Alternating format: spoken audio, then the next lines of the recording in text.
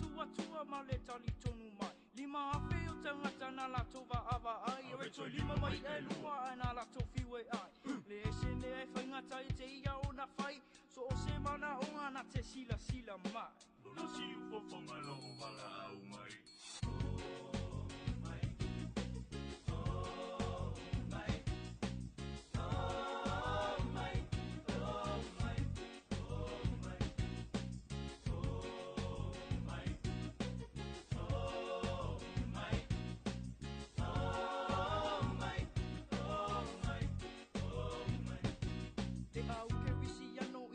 Alongo mai o le nei o le whea ua ia au mai ua la tamai le temi o te alu atu ai salamo malili umai o le tuai moli maui se anganga ma e tai mai e talia Yesu e avea mamatai to anga e ta talo mo e o vai vai ne i moa e le o ti te i ane watu ai Lono si ufo Faamagalo o wala au mai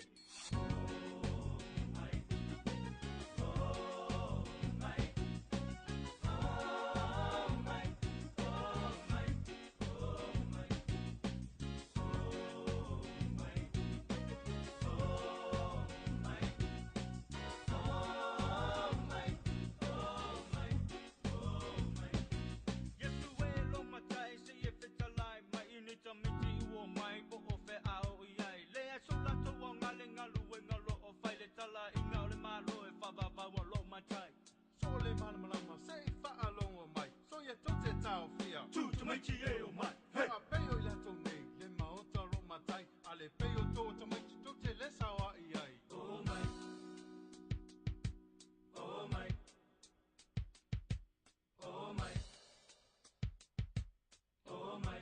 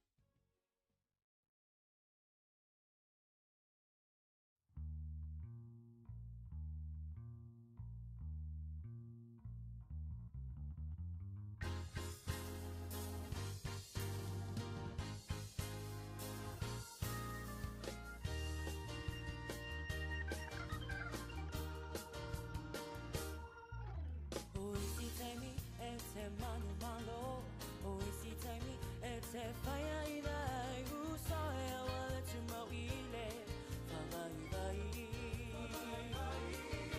o so ne o langa ua saa saa, whaamalo losi, tau le tawa, tuile fili o pau, a ua lava ne I to e tu. Amu ia le, whaalongo mai a whai,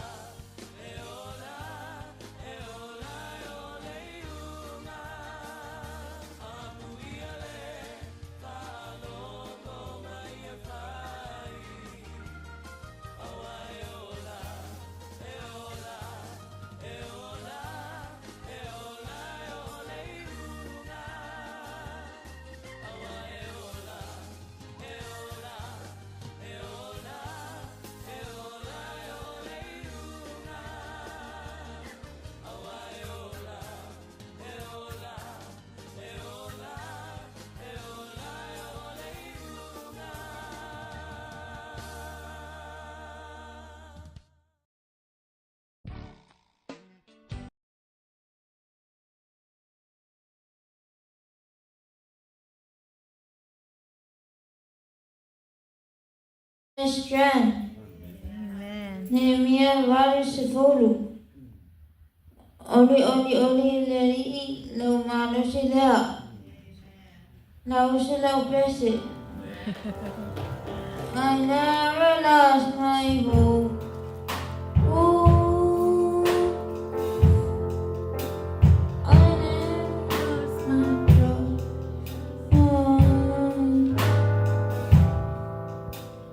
I never lost my faith. I must have all.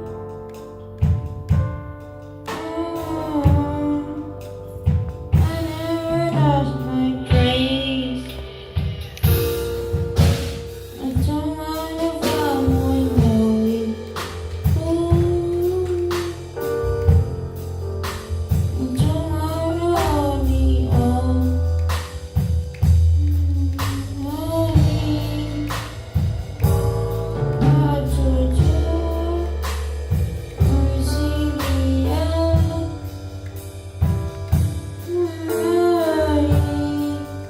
And tomorrow only. Swafa Yesu. Amen. Ia, ole pesena le pase o le tātou por kalama, ia, e a mataina e le tātou por kalama, ia, i le nea fiafi, ia, e fie avere vi inga malwhaptai i le atua i le nei tūlao le aso, whaptai i le atua i lo nanga lei mo lo nā lofa, o no le nei aso walata i na pō, ia i le ngata ho i lea o whi au mga luenga sa tātou whia ngai e i le nei aso.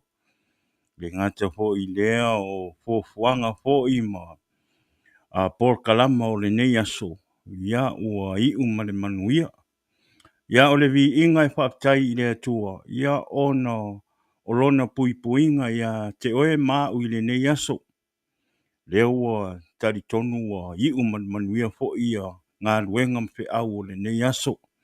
Ia ai whawhetai i le atua, ia i lona pui poinga ma lona whaatasi mai ia te oe maa i le nei aso.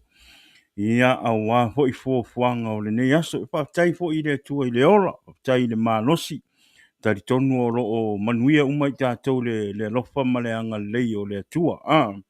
Ia ai whawhetai eila i le atua.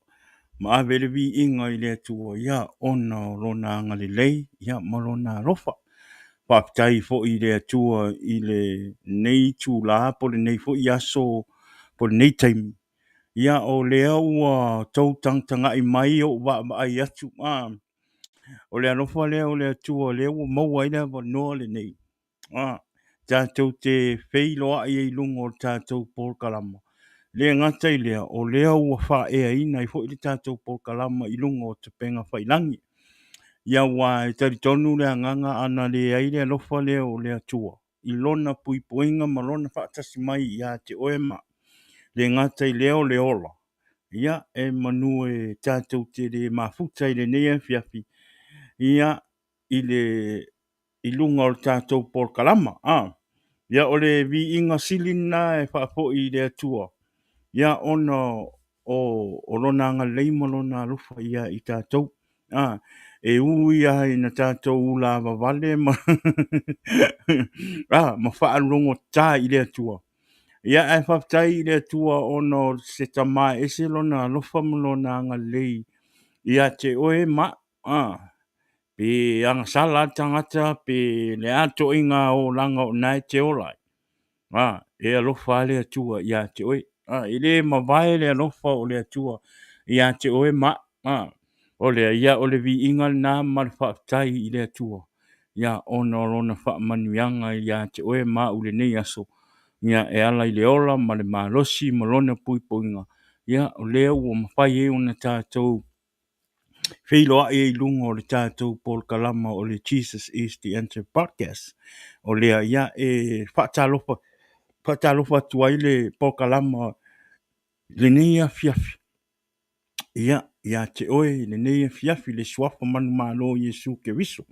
o le swafa lava lea e tātou te tutusa o mai, le swafa manu mālo i Iesu ke viso, ia o lea po ila o te whaatalofa atu ai, ia i whioi o le tala lei, ia i sunga i whawhia ngainga mo o tau whalitua, whaatalofa atu le pōkalama o le Jesus is the answer, ia te o tau, ia i le nea fiafi, whaptai i le atua i la o tau nofo te talo foi, mo i mātou, le ngātai leo le o nganga o tangata o le atua, ina ia whape nā ona maua a pe i le atua mo usi usta i le atua, e tari tonu ale loto ma le nganga o le polkalama o la o tau ngā luenga, ia e le o se ngā luenga whaingo fie, o lo tau wola au auna ma lo tau wola matau i le atua, ia e le whaingo fie, e te taua ia te o tau o na tau Faamagalo i ngā luenga le atua, te le wheo taimi e o atuai wha o sosonga o le lalulangi, le fili le lalulangi, ia e tari tonu le nganga, o lo o whianga, o lo o iai le nganga pa ia o le atua mo o tau, o le a whaapetai tele i la o tau ngā luenga, i aso whaiso o le tūli vai, ma tu i nā atu o tangata i le atua, whamanuia tele le atua mwhaatalo pātu polkalama, ia te o tau i sunga ki whawhia ngainga, ia o whioi o tala lei, ia o lo sa la lau solo i tūli manu wha o le nei lalulangi, ia na wha o atu le o whaatalofa, nei iau ta mā, nei iau tina mā tutua, ao sina o si o tātou atinu, o Samoa, ma lo lava le fai o le faiva, ma lo le tapua ia o lau, o tama whanau o lo o whiangai ma ngā luenga o le aso ma le aso, tari tonu foi o lo o tau te talo foi ma talo si au tama whanau, te me ulu whafo atu ai, te ulu whafo atu ai ma maota o a inga, e a ngā i whai ngā luenga o le tausinga o le a inga, i whanua e le ngāta i lea, o ngā luenga, whali whai ngā luenga, te o te tāpua i mo tau marolo i o tau maota, ia e tari tonu, ia, o manuia o tau le alofa ma le anga lei o le atua, whaafitai i le atua i la o tau tapua inga, whaafitai fo i o whaifoi o tau ma whaururungo so se a inga, e whau tua i a inga, le ngata i a inga, o e kālesia a o nuu foi, o lea ia e whaatalofa atu le pōkalama, ia i le ne fiafi, ia i ao sina o si o tātou atunu. Ia e whaatalofa atu foi, i paanga wō me masani o si o tātou atunu. Ia o lo o fia pea e o mai whaalongolongo le upo le atua i lungo le tātou pōkalama. Lea e whaatalofa atu ai pōkalama ia te o tau i le nea fiafi, ma lo lava le tau i le nei aso, ia e tari tonu ia o lo o manuia umo o tau, whaafitai i le atua ia e tari tonu ao le o ranga ia i le whaingo fie, ia e whaafitai i le atua o leo o to e tātou maputa i lungo le tātou pōkalama i le nei fiafi, ia o lea ia, manuia a le atua i le nei aso, whaafitai lo o tau tala au mai, maafifio mai i lungo le tātou pōkalama, ia e tātou te tapua i whaatasi i le atua mwhaalongolongo i le upo le atua, ia e vi ia le atua i mea uma, ia e a mai no aso, e a mai le nei aso, e tari tonu ia o loo manuia o tau, loo manuia mea uma i le nei aso, ia o rau aso ia e makaukia fo i nge aso tele a whao so songa ala o le fili e tau mwhai e sau me se a mako ngi ave choka re o se me whaingo whiero mātou ngai rueng o le uingo no tala o nei masinge mātou te ave mo ka avale ke keli so in order la ia mako ia awangi kup se whala i o mako makala i lunga le awala awa a o nga kupu se skengi i loli ngei makike avea ma ka avale e makoa i ke lea o le skengi kupu ai E ki ngā inga i ka ngaka, ki ngā inga i kele i ma me tupu i runga le awala. Ia, e le nei aso ia. Tele fo i le au whaalonga ka kā i runga le awala so. O isi ke mi walu alu ala ka lori koe ala ka kangu se i le kia o la ka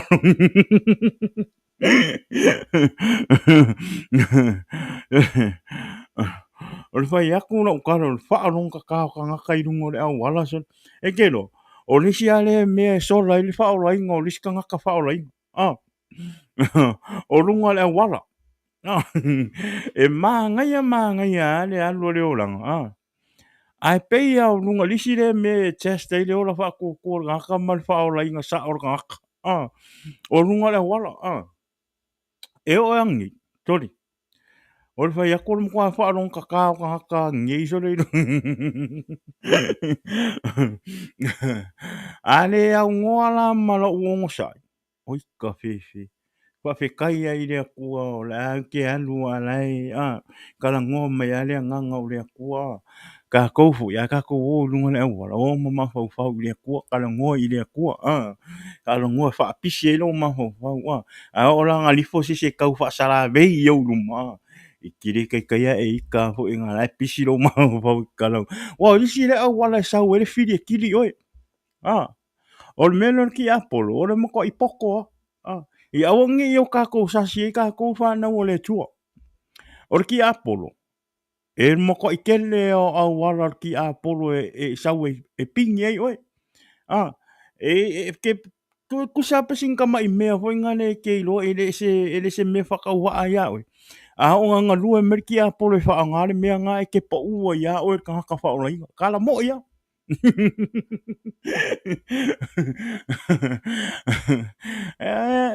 Angi, sorry. Alu lori nga ka whai korosi ki nganga wai a koe pe koe kiki a o akula ka lori luma mo li o la o mu mai a koe punga i fwai luma e paula le me o me pe ngala ka whaali i fwai ngale a ke ro waka masangi ia au hapea o lea kau mawhai e o fwai na ana wai make sure kau mawhai e kuli me ka ko pol kalam kuli me ka po kalam e whai ka ko pia ka i fwai valu sorry e o fwai lo waka anga i me sorry o la ho e kau ma au hapea sorry le longa se au ala kau sau ele le ki a polo e kau mawhai e wha hika ro roko i awangi i o kako se i menge o ki a polo e wai e lore lei ar ki a polo me ke vai sa uronga i ngar ka malo e su ele walanga fai le mea ngai ke vai o sa ulo la uelo le ki a polo en ko ai ka ke le ka i ke minga ia le i fa ora inga le oranga ar ke mirangi o fa ora inga le oranga o kala ngoa i le i ke mima o le ala ka sa ki a polo ka fai mea nga mea nge ia o nge ia sa o fe ka kupo kala mama kwai me ka kupo kala Fiu ki Apollo, le awa o whafkai e lea kua. Le awa kakau o mai la ka whare. Whafkai lea kua i longa puipoinga mai le awinga mai o au makai mai au koko i ni whare. Ia, e whafkai na i lea kua ia. E le kula fo ia, e le kula fo ia e le li ilong, e le tuaro na whanau. Ia olea, ia. Tatou mātala, ia tatou mātala e tele a wala e sau e whiri ia ke oi. A le sau i meo urungo a wala o kongo whare o loa. Wa lisi ngā me kere ngā ka air ki Apollo. O kongo whare o loa.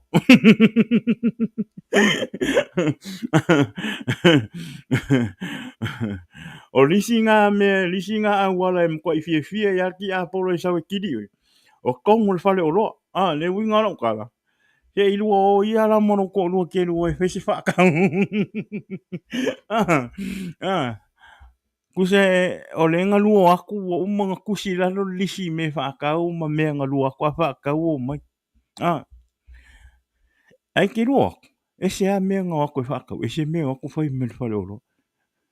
Ku ia la ka kou le aku pā ka maa. O maa kou ngei ka maa.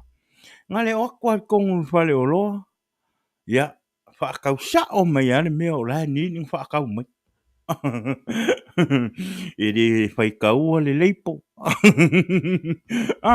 Ele vai pe fia pasenge o le mea. Pe o le ale malosi o le mea. Aore kinga, toli. Apa ku le mea. Fai mai le mea.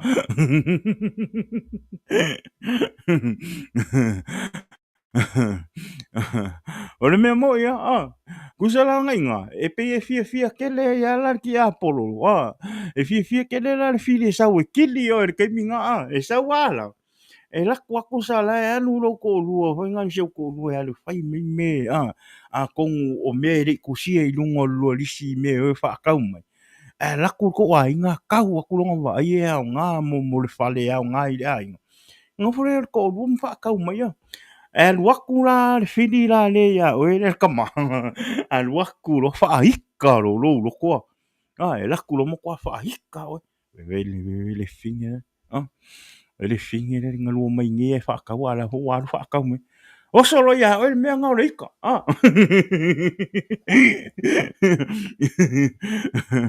o solo ia o le mea ngau le fie ko olua o kingi ha ro man ko lua va ai me ka ngaka la ki o kingi a ko so ko lua I kongo fale o lua ma lo le lo o le mo ko ia lo ki a polo ma aka mai a o wanga ia maua o ia o walai o me ia ka kere ma fo fau o me ia le ki a polo o ma e le sau ki a polo ngia wala fain ka ki le oi no e le whaapea po le alo ma losi le au aunga I le akua. O le a fo I lo ma losi I whengale I lo au aunga I le akua. E le whaapea sausa kange kau whai me se au wala whai ngā kā. Male maua e kiri ei oi. No. Awangi I kako se kako ngaka whangau le akua. Awangi I kako whaapea wa foi.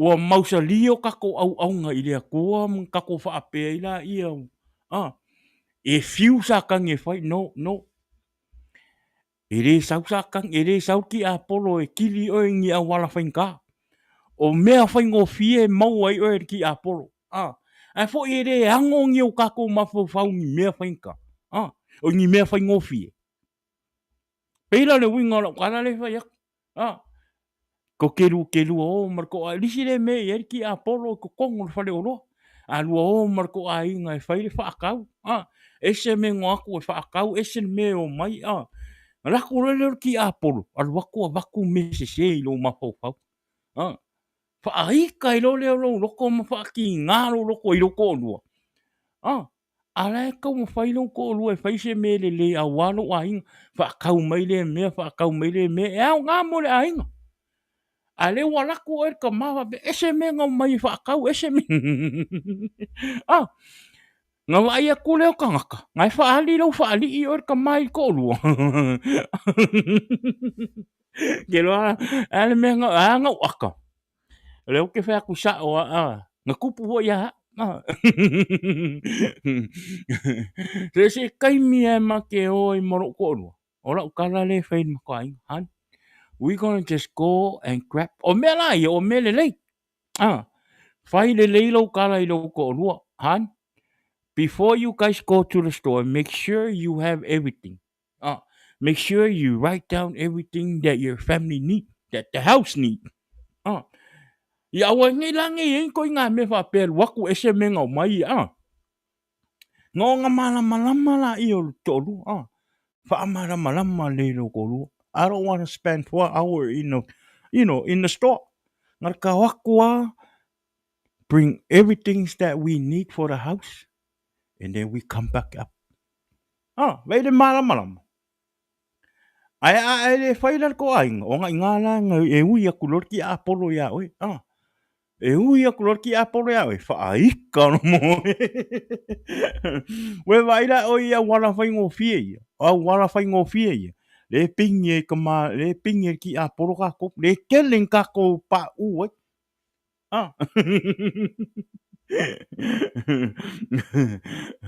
Kusale ke maka mai ke minge pe fese ke mi ke maka mai e ka ko por kalama Ia, awange ingano ia ki oe o wala fai ngō fie ngā e sau e ki apolo e kiri kako. Ere sau, ere aru ki apolo e kama fai mai ase mea, e faku mea, e ase mea ke le, e whai ngane, e kili ei oe, no. E o ai rau sa wali a kui fafoi, e ke ia rau ku i lunga se whao, pe laku kai a rau vai se maa. Ki ngā maro vai e pala wale.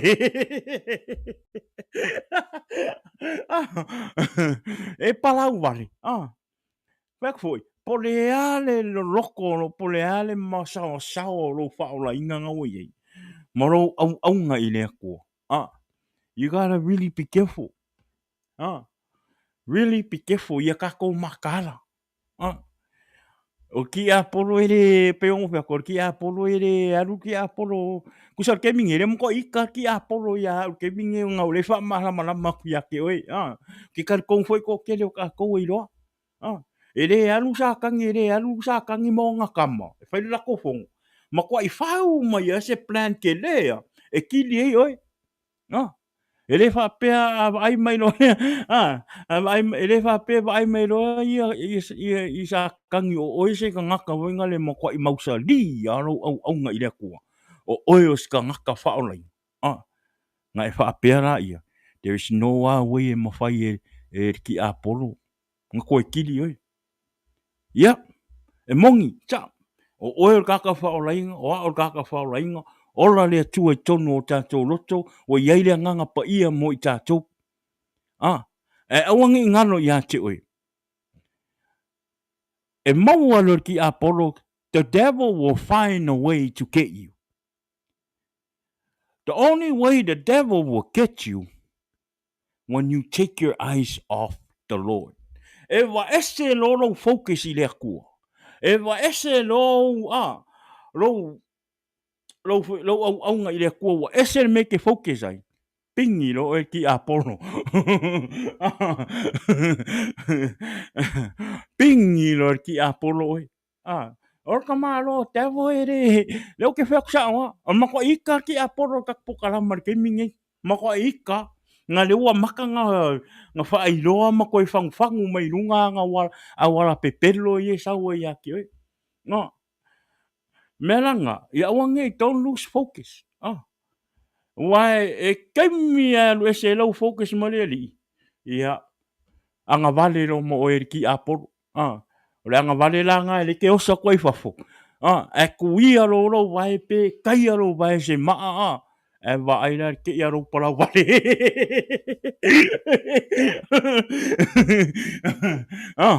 Ke ia pala vale nga uma nga e pala vale uma marki nga ro vai e koe mafo fau. O ese se. E kusa la le e palau vale. Ale moko i aka e ki Apollo. Moko i aka ke le ki Apollo ya oi fa pesol. Weva e ko maru e sau sau lungal po kala mai lungal Facebook kumale YouTube. Moli mau i longa Yesu, maka ra i longa Yesu. Ale le wa palau vale vapo. Eka ki ango aka. Because it's true. Ora mea lea, e ka kau e ngō kakau makaala kakau kakau paola inga. Ia kakau makaala i awala o le fili. Ke le i o awala whai ngō fie sau e le fili e kili o e kakau paola inga. O oe ka ngaka keusiano, maa u ka ngaka keusiano.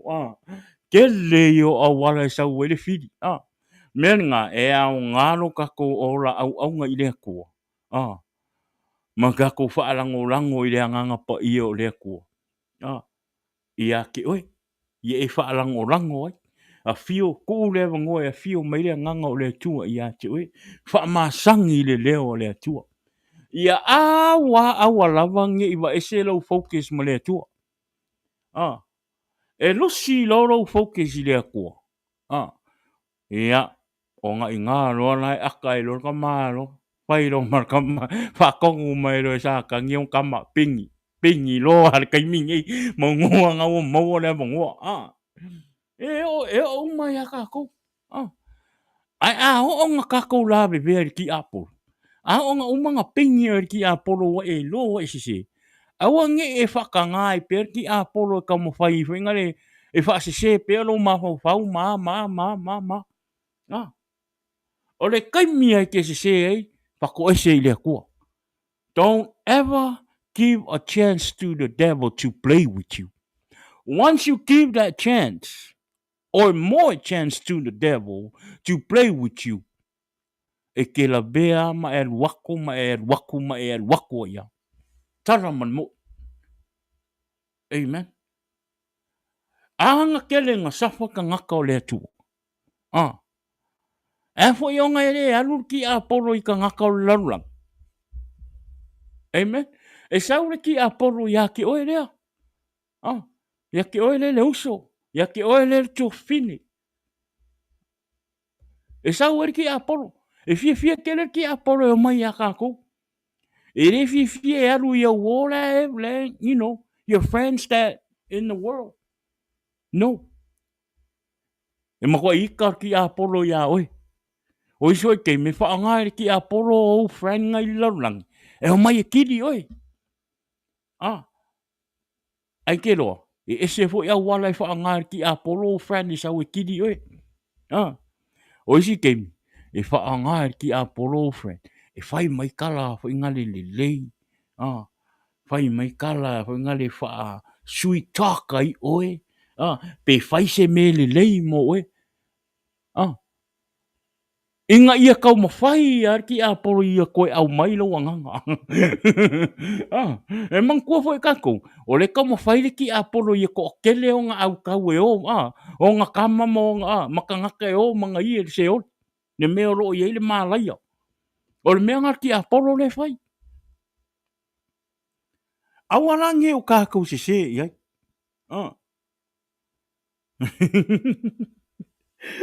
O le ia makar ka ko fa so.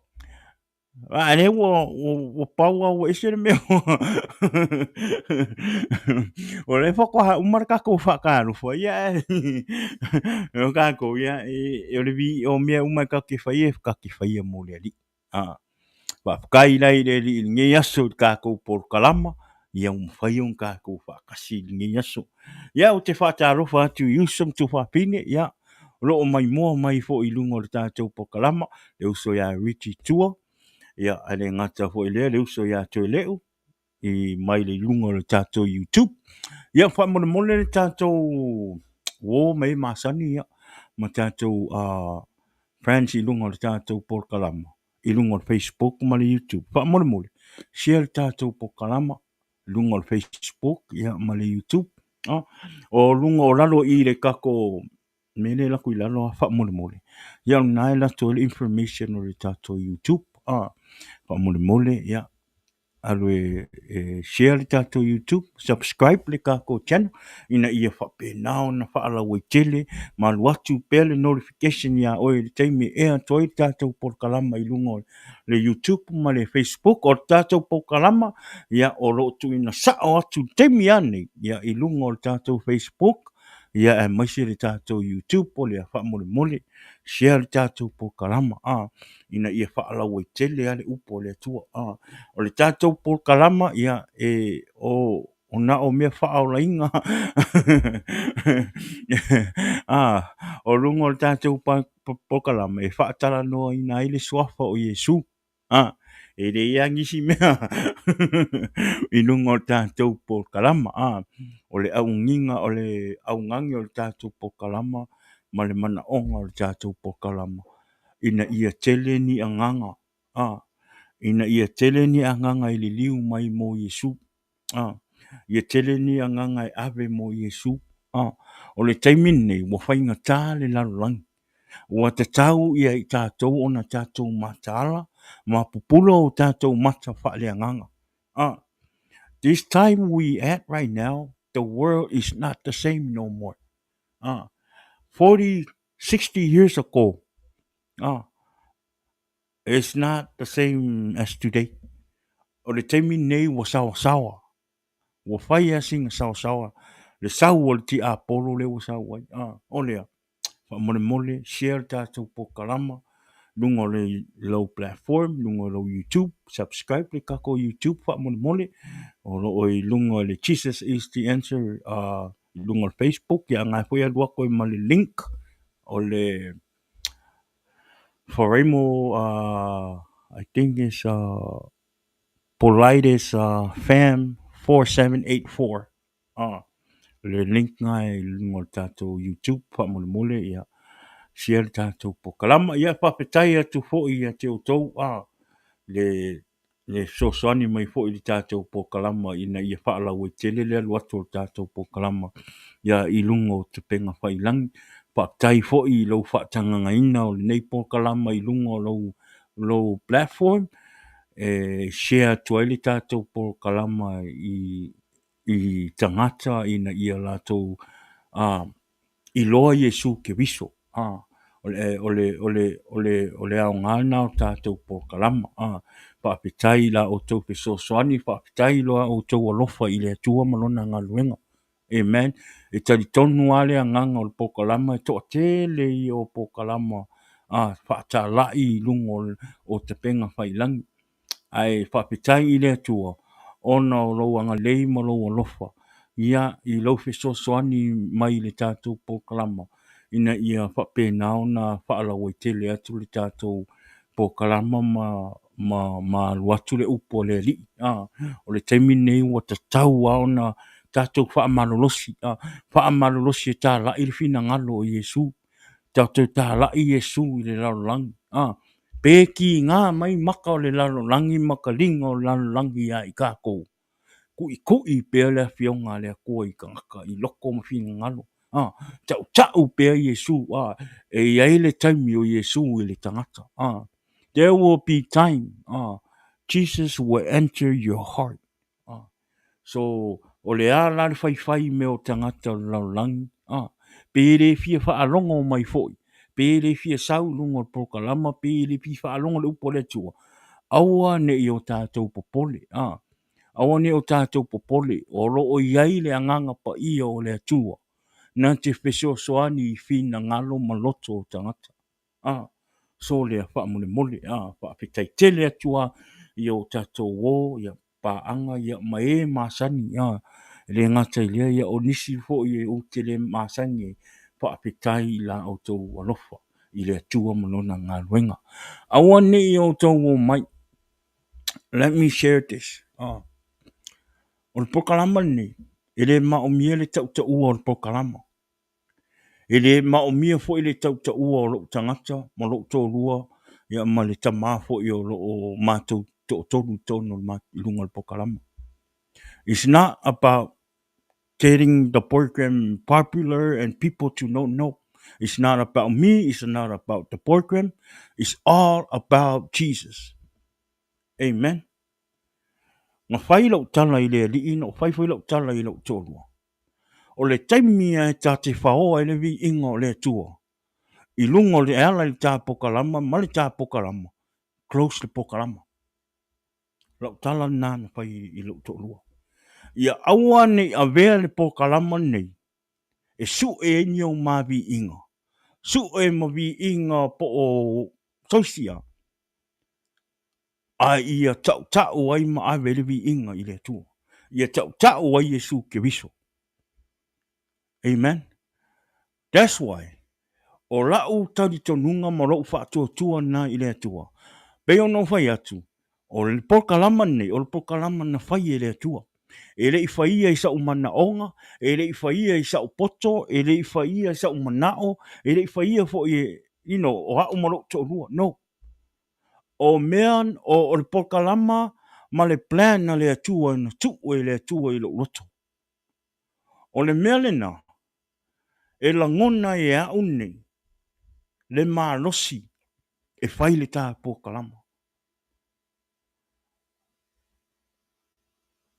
O le mea whale na, o te iloa i le malosi pa i meo le nganga pa ia o le atua. E su e ilo na upu. A wā a nganga o tangata.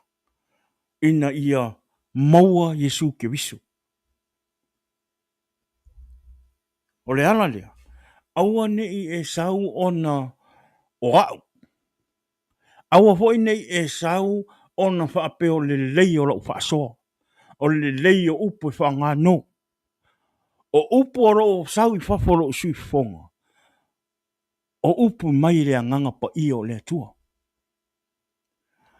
Every words that come out of my mouth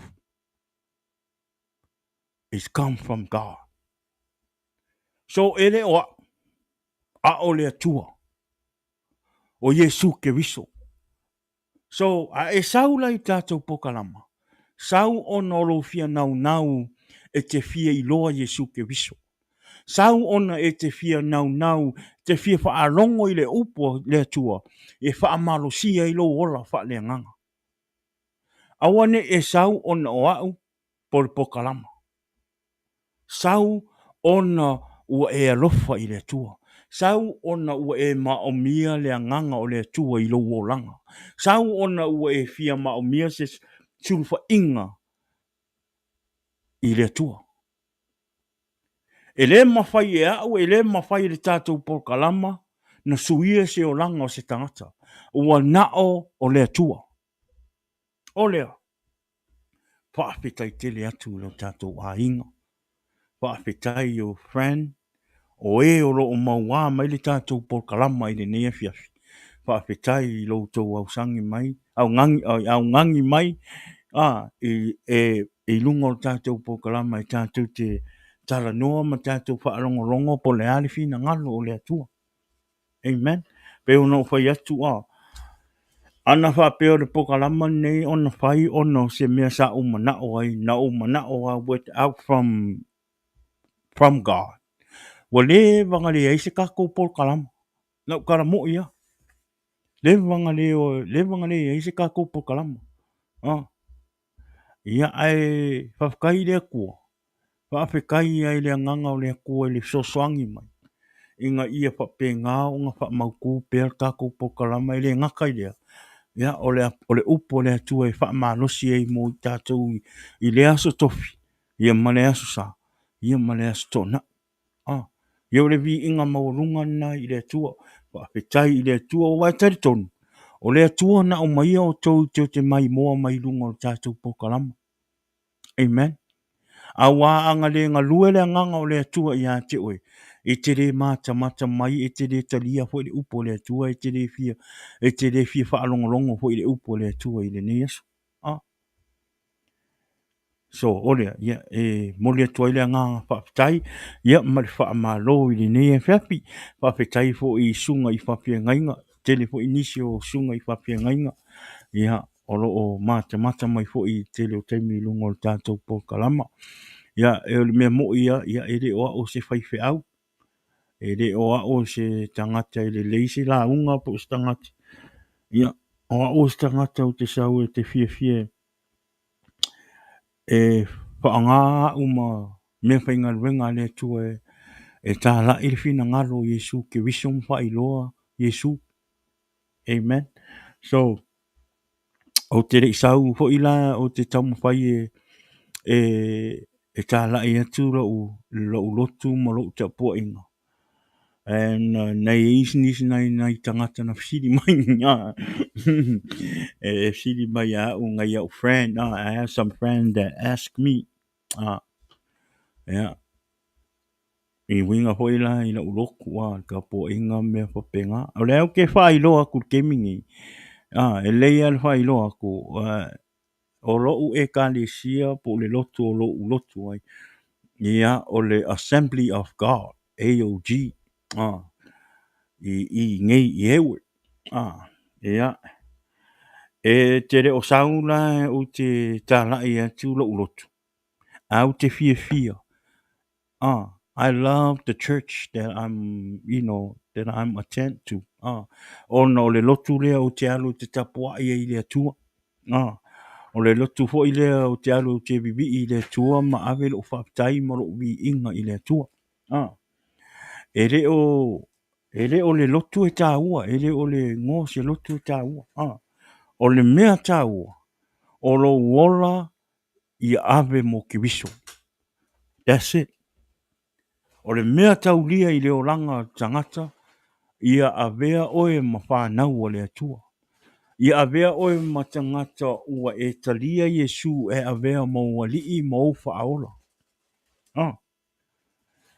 Pe ke loku assembly, pe ke loka iki, fo kaspo, loku mamonga, loku asofiku, a whaia o Yesu ke wiso leo ke kalangoa kuai, ngai ke au ngā ai ma e maka uai, ma ua e kalia e avea mau whaola.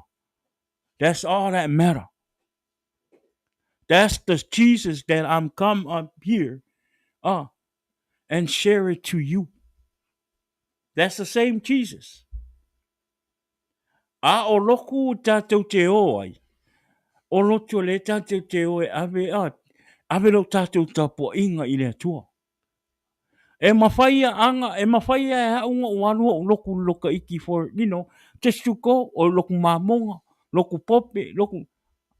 There's nobody can stop me to go to attend. Loku ia.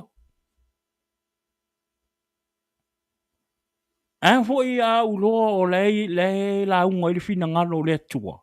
Le la unga i upo le atua. Le tau o e fina ngalo o Yesu. O le mea sili na o na tāua. E le wha apeo tātou lotu o le asao e tātou le ola i whaavavau. E le wha apea o lo teimil whamasinonga moni e le atua na wha apea le o le atua.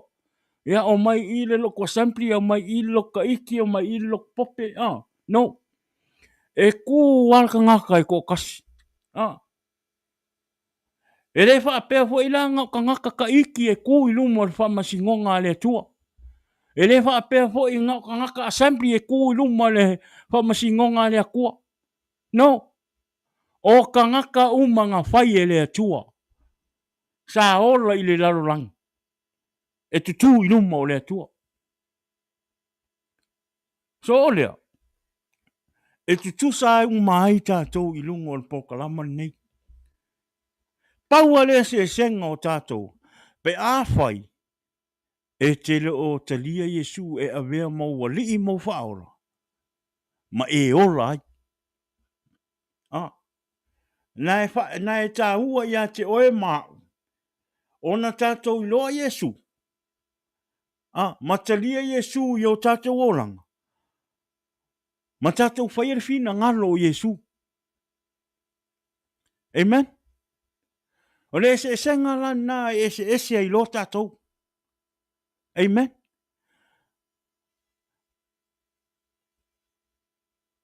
O le mea whataua o Yesu. Not you, not me, not your church, not your feelings, not what you think. No. Everything is about Jesus. Amen. O lea. Po lea le tapu inga, po lea le kalisia na e te lotu. Sau.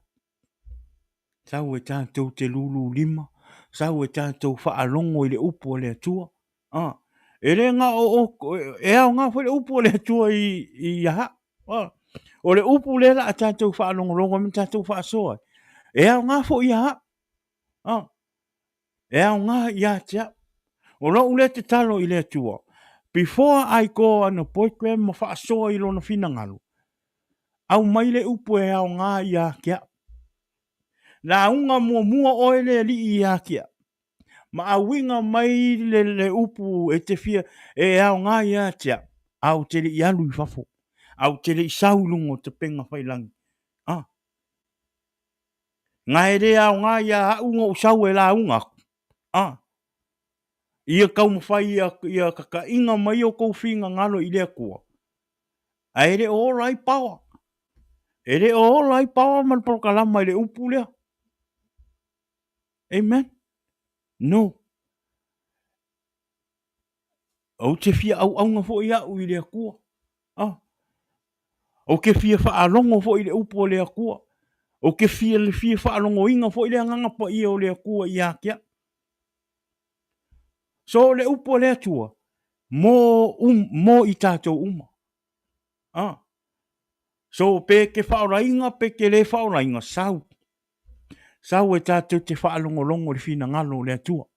O le upo le atua e le fo i fua. E iai ale tangata. e au ngā i le upo le atua i le fiafi nei. E iai fo le tangata, o le a ui atua i le upo le atua. Pe le a ngā i ati o le fiafi nei, but there's somebody e au ngā i le upo le atua. Amen. O lea, ia. Tai anu tau au ngangi mai nungo tātou po kalama. Ia le vi inga ma le whaapitai na i le atua. Ia a tari tonu. O le a.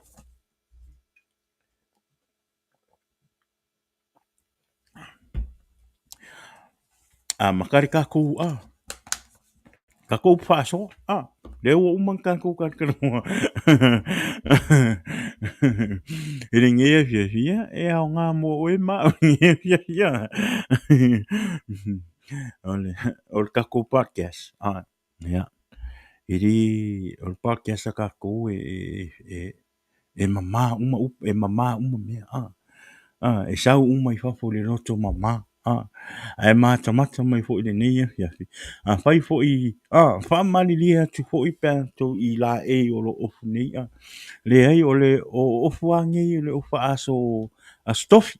I lungo o tātou por karama. Ia awala nei a vela o pūrou mala o mitiafo lo ofu nei. E whai ma wha lave o le a. Wai. Le anga kako kalango ele a wala fai ngofia sa werki apolo e pingi oi. Le la o fai angul so le kaimingi. O le singe a wala le la sa werki apolo e kau fa se selo maka mai moro fa anongo le kaimingi. Kusa le o esa.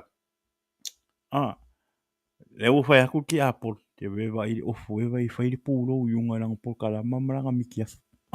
Se ialu fo I faisonga sanga ofu le lei ofu loku nga le sau e kalangoa mai maka lai mai le fionga le kua vai le se ki apolo vai le ki apolo au ange I whakangari ki apolo au ange I o awala vai ngofie e ka mo fai ki apolo ye sui le me ke alu ke maka ai awala ye ki apolo e so se mea e sau ki apolo. Ke le yo awala e sau ki apolo e wha lave mai kako po kalama nge fiafi. Man po kalama hoi nge. Pe ko kasi, pe ko rua, pe re ai a se si lunga o kako po kalama. E vi I a rea kua. Pe ongo whai aku. O po kalama nge, e re su e se vi ingo skaka. E re su e se vi ingo skaka. That's why e foi ngane au tatu te popole o te le popole foi. O ngau keiloa. E le teimi e sau e se tangata e teimi e uma e tātou por kalama. Ma koe maka e tātou por kalama. E so swangi I o lātou loto mo lātou fina ngalo. Mea nau le te teo popole e te whaalango langwa I le atua. E a winga mai a le atua le tangata o lea o ngā I le upu. E maka mai lunga o tātou por kalama. E sila fia le leia e le kua ka ngaka I le mela tupu tangata. Nga o mai le o le tue wha maka mwhaanongo longo I lungo tātou po kalama. Lo le ngā foi. E ile te me ngā lua te ole fina ngalo o le atua I ate oe. I le mea nai tupu I ate oe. E ile te me a winga mai le kua oe lungo lo Facebook ma lo YouTube. Ku sao a kua I ake oe le po kalama le e maka. Ea. Ngai ngā nai ngā lua atu I lole nganga o le atua I le upu. O lea, awani o tātou popole. Pe to lua, pe to tasi, pe to tolu. Ai tau e le fina ngalo, tau e le swafa malo I Yesu ke wiso. Olo o iai Yesu. So lea, awani o tātou popole. O lea, a whai wa e mata mai lunga le lau I lau TV, lu I tono lau maota po lau telefoni. Ai ke ai pengal ko kolu pe kofa. Au e te popole. Au foi nei a vea ngā mea mo me le anga I lau mai moa mai, I lau maka mai whaalongolongo mai le upo le tua. Au ane a vea ni mea nei e whaingale e wa ese I lau pia whaalongo le whina ngalo le tua, le upo le tua. O lea, ia. O lea na tatu wō I le tatu wha manosi. We wai. pe o fai aku. E re o ska mai ai lau pe por kako lau pe por kako fa manos. Ya. O ka ko ka ki fa lango ai le ngang pa ia o le tua. A fai mai a le tua o lava, o lava. A fai mai a le tua e alu uma. E o de ya e patai le tua ya. Oro na lo fam na ngale i le upu fo i wo sa o sa ili ai tua i le tua. Ina ia failea ma fa malusi ia te oe ia ma ufo i le nea fiafi le ngata i lea ia o tātou a inga ia o te mine ia ai le amata ina le tātou pokala le tātou paso ia si tātou atu i le tua ia tātou wala au le anganga pa ia o le tua ia e a fio mai ia ina ia fa pena ona au mailo na fa unga i lunga ia te au ia a maise o tō le nea fiafi ia e ala i lona upu ia e le ngata i leo lo fa longo ia te tala mai lo fa longo fa le nganga ia fa pena ona ia te oe le fa longo fa le nganga ina ia e mala malama ma e te lia ngo fie le fina ngalo le tua i lo loto i le ne fiafi le tua lo ma te utamai le ne fiafi la sa uni lo atali i le li i e fa soa ma fa malosi lunga o lau po kalama e ala i lau upu. Sa o te talo ma o waungangi atu i a te oe le di ie i se upu e au ngā ma o tangata i lunga o te penga whailangi. Ina ia tau pea ma i a lato i loa oe Yesu ke viso. Le di ie talo atu i lau fio. Whamanuia i au tangata o le a whapena o na talia lau upu i le nea fiafi. Whamanuia fo i a inga o loo mai moa mai i o lato maota. Tono whale whai ngā ruenga po whea lava le meo i ai. I lau upu i le nea fiafi. Ia poloka umale li ie au wala o le fili. E tomo whai ia whaasese whaalongo o tangata i le nea fiafi.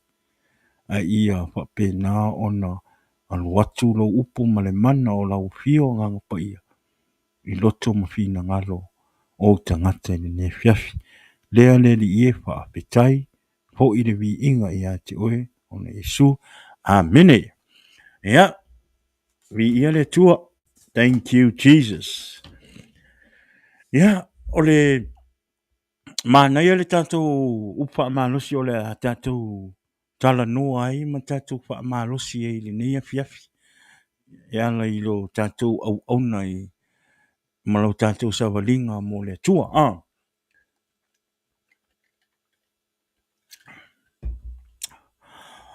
O le nei mai tau. Tele i o meo lo te tupu mai le teimi nei. Tele meo lo tupu mai le teimi nei. Ia. I le laulangi. Ia, patalofa atu ia Sharon. Ia, talofa from California. Vi ia le tua. Thank you for tuning in. Alofa le tua ia papena ona tala lo whaalongo i le nea fiafi le upo le tua.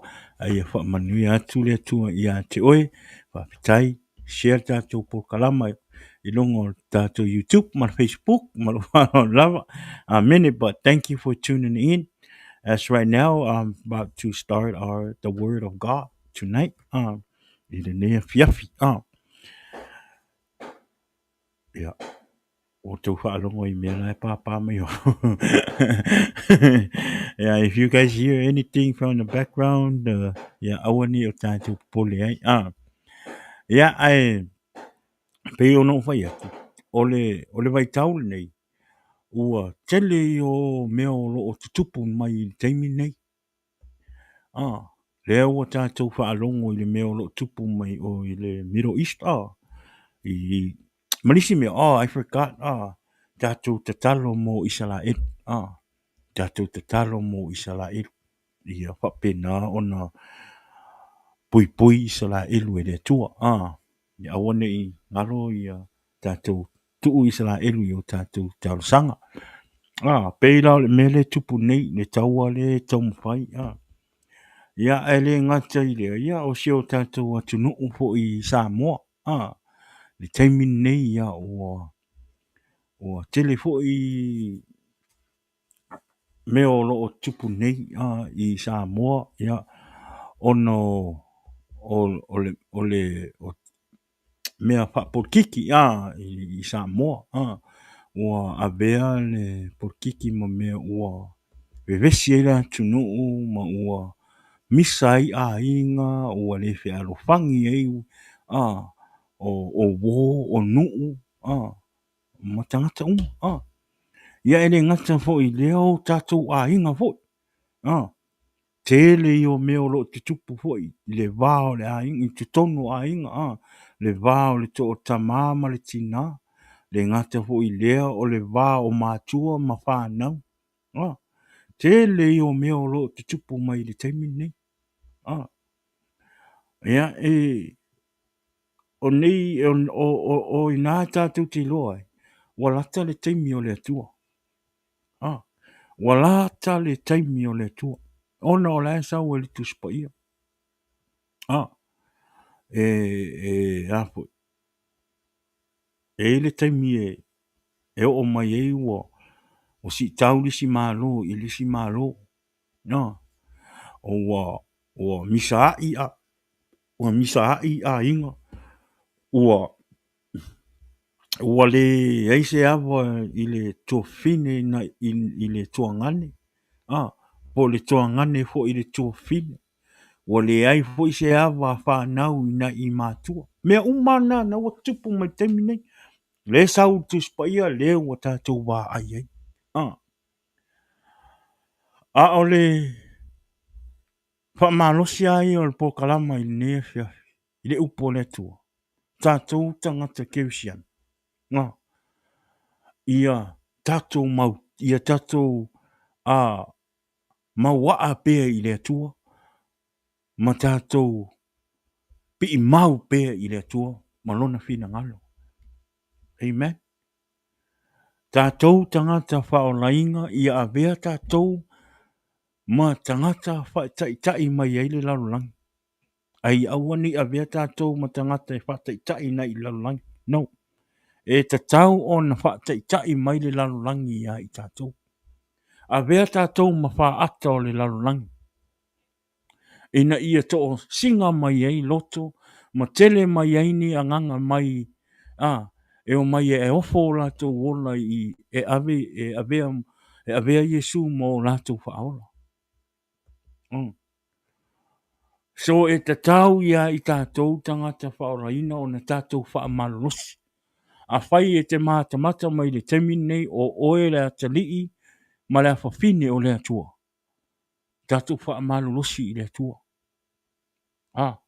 tātou whaamalosi i le atua pe vevesi mai ale lalulangi a ia tātou mawaa pea i le atua ma tātou whaamaoni pea i le atua ma tātou whaamalolosi pea i le atua ma tātou ola whaatutua pea i le atua aua ni avea le vevesi mai o le lalulangi ma mea e whaavai e i o tātou tangata o tātou loto aua foi nei avea le vevesi o le lalulangi ma mea wale e iso whaatutua i le atua ia tātou mawaa i le atua ia o tātou whaamoe i le atua so tātou la tangata whaolaina ia aua ne i whaase ina i tātou i mea o tutupu mai le lalulangi amen aua ne i avea mea o le lalulangi e whaase ina i lau au auna i le atua aua foi nei avea mea o lo tutupu mai le lalulangi ma me sui e whainga o lo a inga aua foi nei avea mai mea tutupu i le lalulangi ma me sui e lau au auna i tonu o lo e kalisia Aua foi nei a vea mea lo tutupu mai le laulangi. Me se ai le whainga o lo a inga. Amen. Ia tātou whaamalo losi i le ngaruenga le atua. Tātou tangata whaorainga. Amen. O le whaamalo losi le afiafine. O le a tele se whaamalo losi i whanau o le atua le afiafine. This is what God preached to me. O te whaasoa masosani atuai. I o tātou tangata i ne fiafi. O le upu ma le whaamalosi o le tātou pokalama i le ne fiafi mai le anganga pa i o le atua. O le apa usa o ia te oe le tangata whaorainga. Ina ia whaamalosia i lo ora au auna i le atua. Ina ia aua ne i ai se pokalama o le ti apolo e whaase ina ai lo au auna i le atua. Ona o le tele o meo tutupu le teimi nei. O sila mai fofonga o le atua. Ua to tele tangata wha o la inga. Ua se mai ai ma ua pā uai. Amen. O le mea o lo tupu nei. Ua to tele tangata po whanau o le atua o ta ua o atalii ma whawhine o le atua. Amen. Ua pa ua le iloa whaile loto wha mawalalo, ua le eise fealofani le loto. Aisea, ona o meo lo tutupu mai meo le larolangi. Amen. To tele o tātou tangata whaola inga. Wa whase ino o tātou au auna i le atua. Wa whase ino o tātou tāpua i atu i le atua. Ona o meo lo tutupu mai i le larolangi.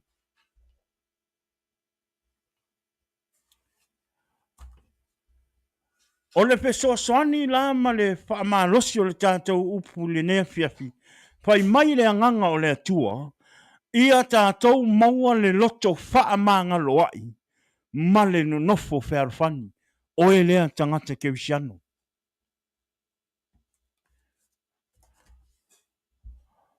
O le awala leo le wasau e le ti apolo le teimi nei. O le ui mai le ti apolo i awala o meo le larolangi.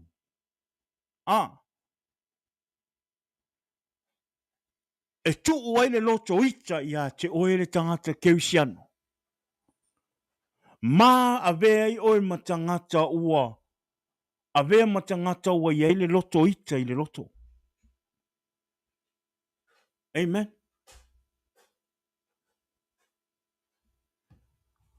O le tusila o le a maua mai e le tātou whaasoa i le nea fiafi.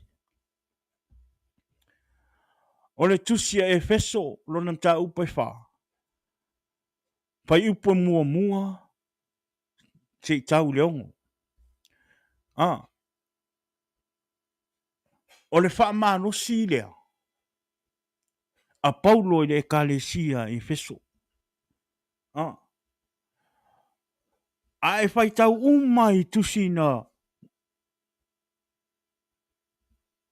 about i a Paulo. Tusi Paulo. E iai ia le upu lea. Faamagalosi. O le nofo fealofani. Ma le loto alofa. O le ala e whalpuipui a Paulo. Tusi lo Paulo i o le ekalesia. Ma Faamagalosi o le ekalesia. O le Faamagalosi lea Paulo. O lea o le a tātou o lea le a maua mai e le tātou upa Faamagalosi. Ia te oe le tangata kewisiano maa o le tangata kewisiano. Ona ua ai mai le tua. to tele o i tātou tangata keusiano.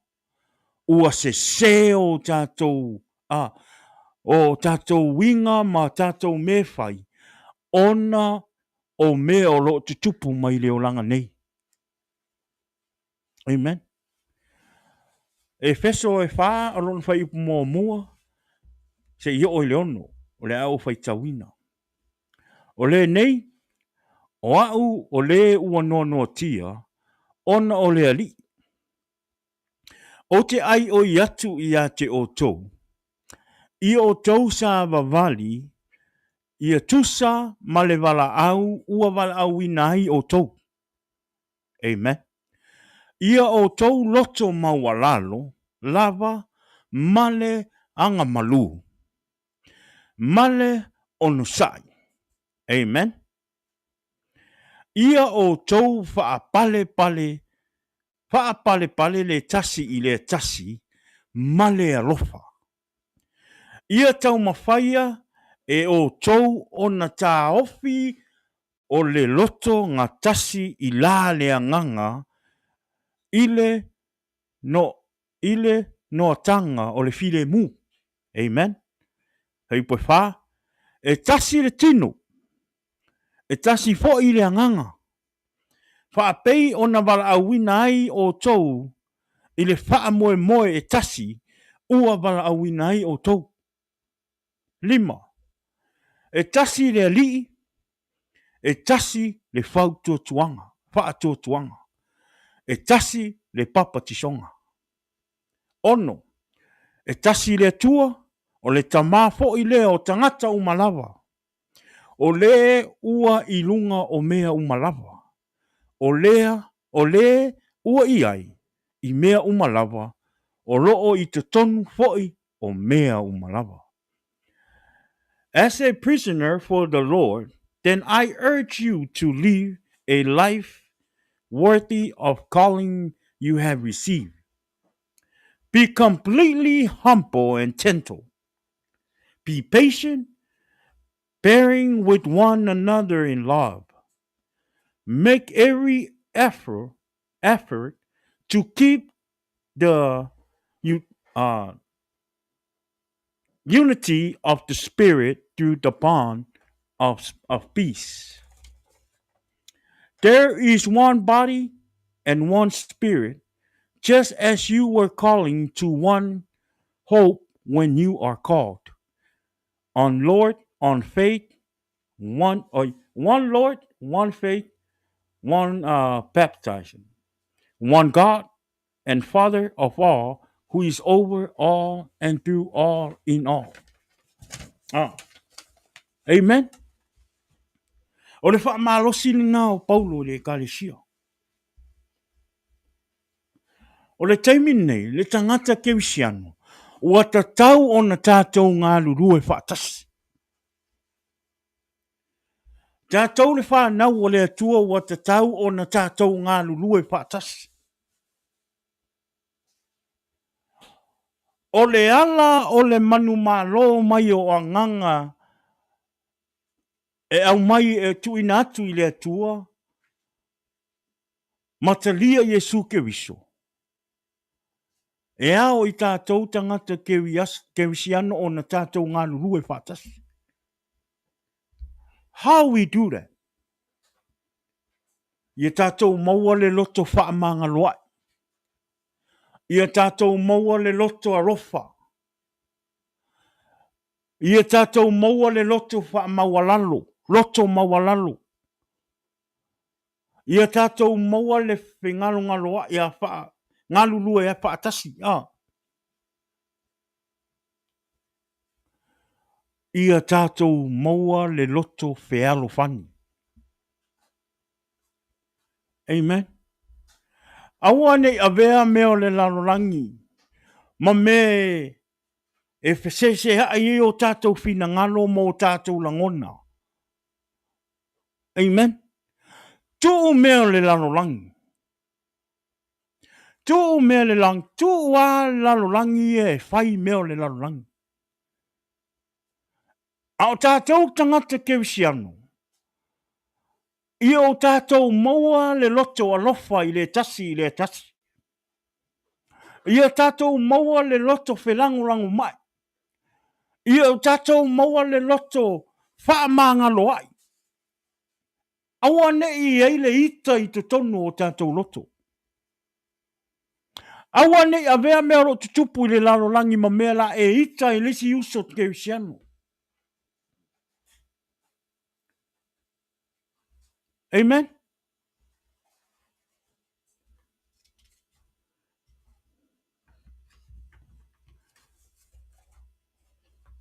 Tele I o mea ro tupu mai le lalolangi. Tele fo I mea ro tātou mātamata I lungo te penga whailangi. Tele fo I o tangata keusiano. Watawa ai atu I ai wa. Wa foi. Wa bea mea le lalolangi mea wa tau se ai le ola wha le anganga. Ona o le fia. Tātou kangata keusiano. Ia tātou mātala. O a wala I o le fili le ua sau e tau mawhai e whase se I nai oe. Amen. O a wala I o le ti apolo ua tau mawhai e sau e kili ei oe. Amen.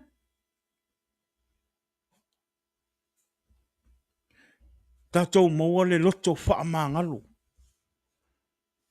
Whai mai Paulo I Roma. Whai mai a whai e mawhai e ia. Ia te o tou, ia o tou nofo le lei matangata umalawa.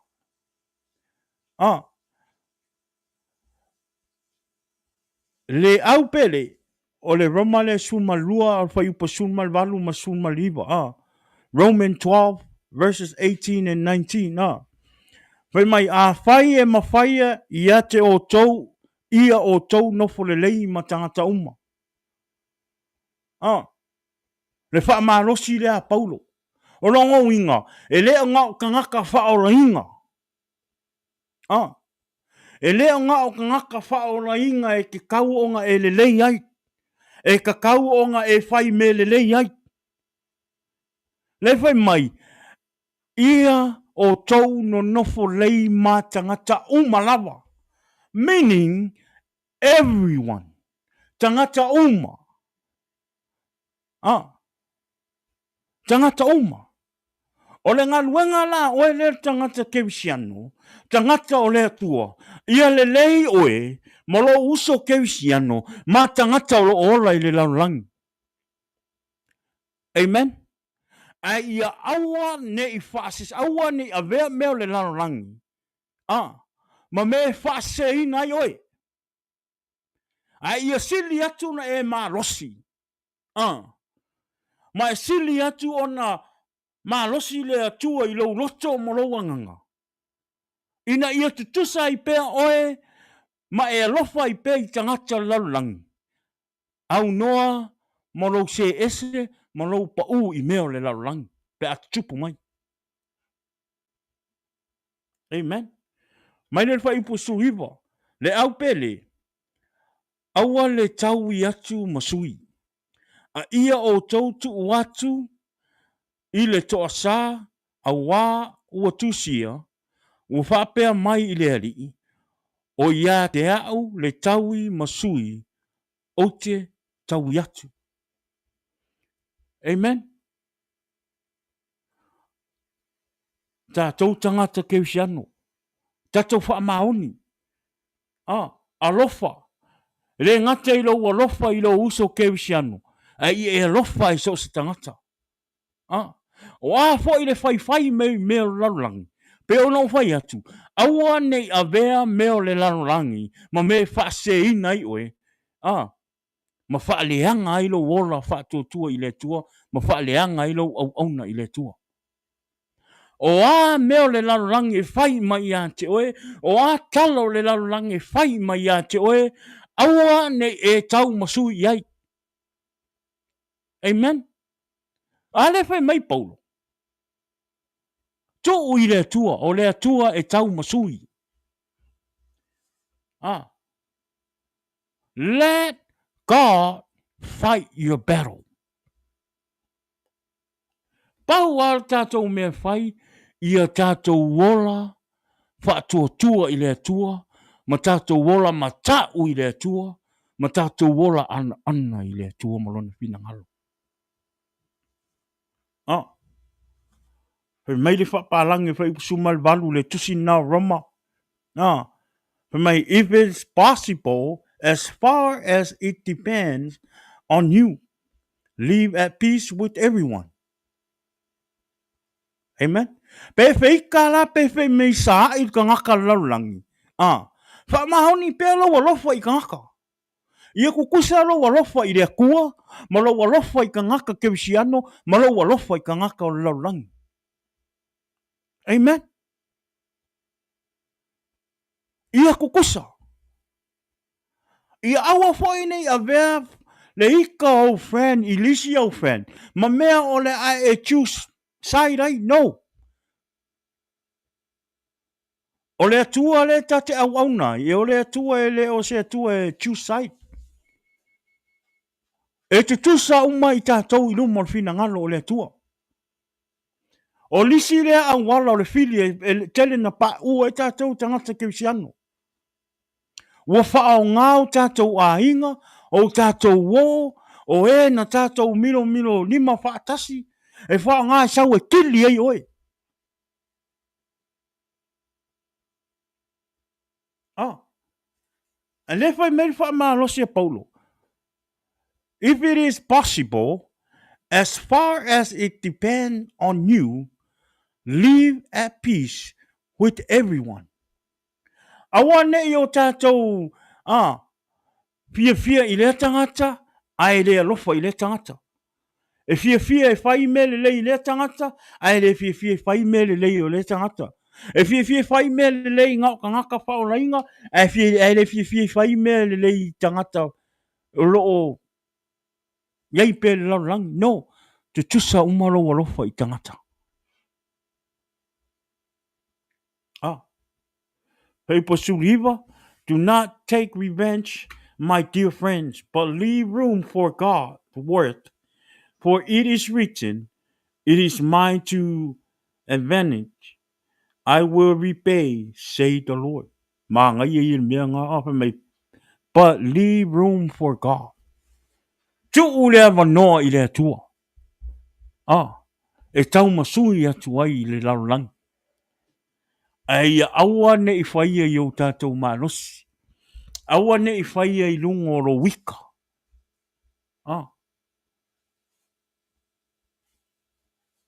Keilo. Si pewhei kai mea kakalau langi ia ki oe. Alofa pe iai. Peanga leanga mai alo uso ia te oe. Alofa pe iai. Peanga leanga mai lauto fine ia te oe. Alofa pe iai. Peanga leanga mai tangata ia te oe ma whai me ia te oe. Alofa pe iai oe lea tangata kevisiano.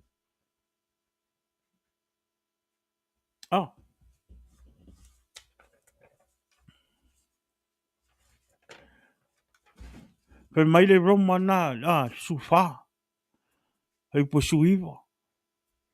O lene, ia tātou tau sisi i mea tutupu ai while mu, ma mea e wha mawhana ai.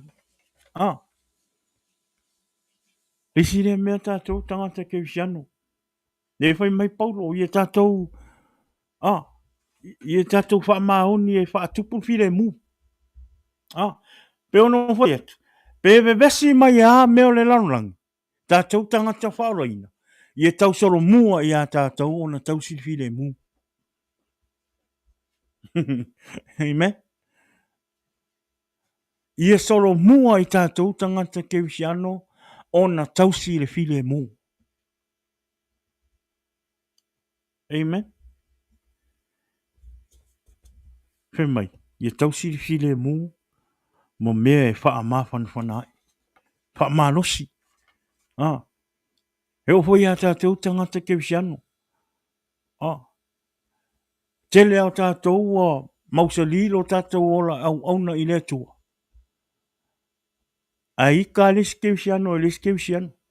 E ika ku les keusiano pa wa ia ku wa manga, ia pa wa manga, no si le ola fa le anganga o les keusiano. O le mea mo ia, cause it happened. E wa ai akuro les keusiano ua manga ia se mea ua fai mai e sisi kangaka keusiano, mu fai mai ongo le loko mama ia manga o ia fai se mele le. Ai ki ngā e fo i le loko o les kangaka.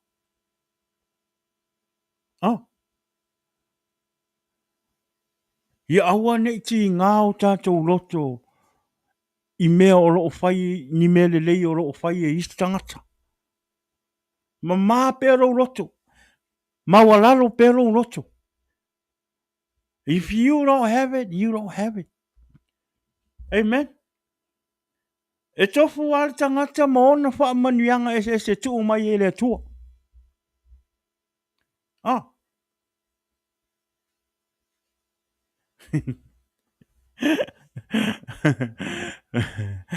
Whe mai. Whe mai wha ipu wha pārangi wha ipu sui wanga roma su wha sui. Whe mai. So we should try to live in a way that brings peace. We should help each other to become stronger as God's people. Whe mai. Le so soangi le si tangata whaoraina. Le si tangata whaoraina. Meaning, whaarango le si tangata keusiano. E fe so soani le si tangata keusiano. Nao tangata na o le atua. O le whanau o le atua e te tau o na ora. Fealofani. Ma maua le loto Faamagalo. Tātou la tangata keusiano. A whai e olo o iai se si o nae tere o malie iai. Po le a lava le awala o le whiri ngā sau ai whaati ngā lo loto. Wa e le tu uam ana ti ngā le loto tangata. O le mea tu e ti apolo ia te oe. E le tu ua mai e le tua se loto ti ngā i se tangata. Amen. E le tu ina e le tua se loto ti ngā ia te oe. Na o le ti apolo e tu ina le loto ti ngā ia te oe.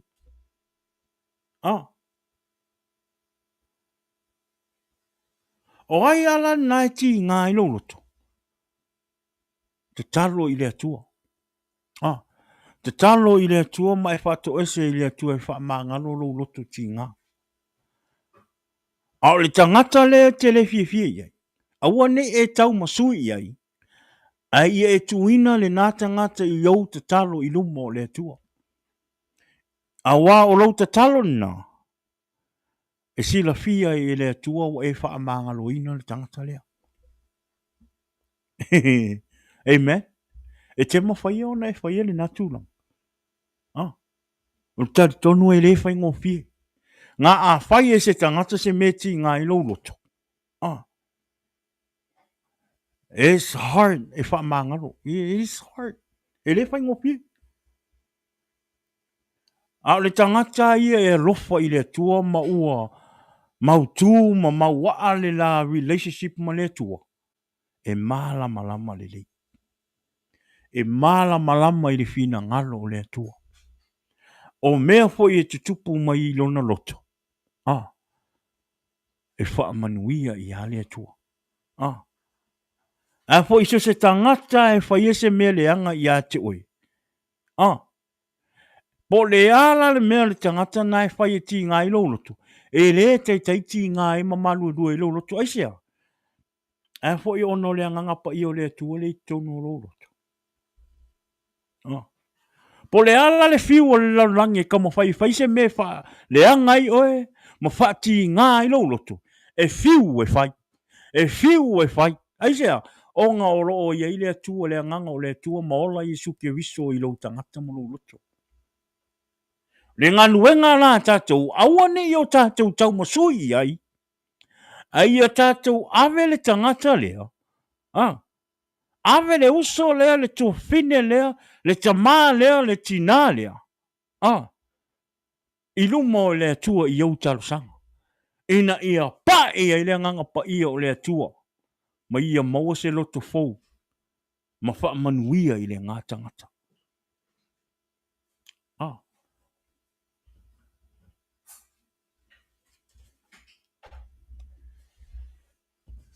I tātou maua le loto anga malu. I tātou maua le loto. I tātou ora po o Yesu ke viso. I ora Yesu ke viso i te tonu i a te oe. Ah. A ia Yesu ke viso i te tonu o rou loto. Ah. O na o mea le leia e te whaia. O mea fo i te mawhauwhau. Na o mea le leia e te mawhauwhau. Ah. O a fo i se mea le leia e tau mawhai e whai se tangata. Ina i manuia e se tangata. Whai. Aua e te popole i tala o le lalorangi e whai mai a te oe tangata ke usiana. Na i ei mea fo i ngale a e whai e se mea le lei. Mo se tangata. Ah. Na i leo tala fo i ngale sau mai kua. E o le fie le lei o pao. O le fie le lei ia. Ki ngā au sange no ngā inga ala e andu ai awere kupe i o le... Ah. O kala ia lo rangi whai mai a oi. Ka haka ke misiango. Ah. O kala ia o ka ngaka o lo rangi whai mai a te oi. E le ngaka fo ka ngaka lo rangi. Even ka ngaka wha o rainga. Amen. E le aloha because this is what the Spirit of God. He want us to know. Ah. A whai e ti ngā rau loto i se upu le newhiawhi. Whamalia atu. Au lau whautanga i ate oe, te talo i le atua. Te talo i le atua, awe ilo loto i le atua, whaamala, pesili i le atua, whaamala malama atu i le atua i ate oe lona whina ngalo. Au le mea mo il na. E o ai le tangata whaorainga.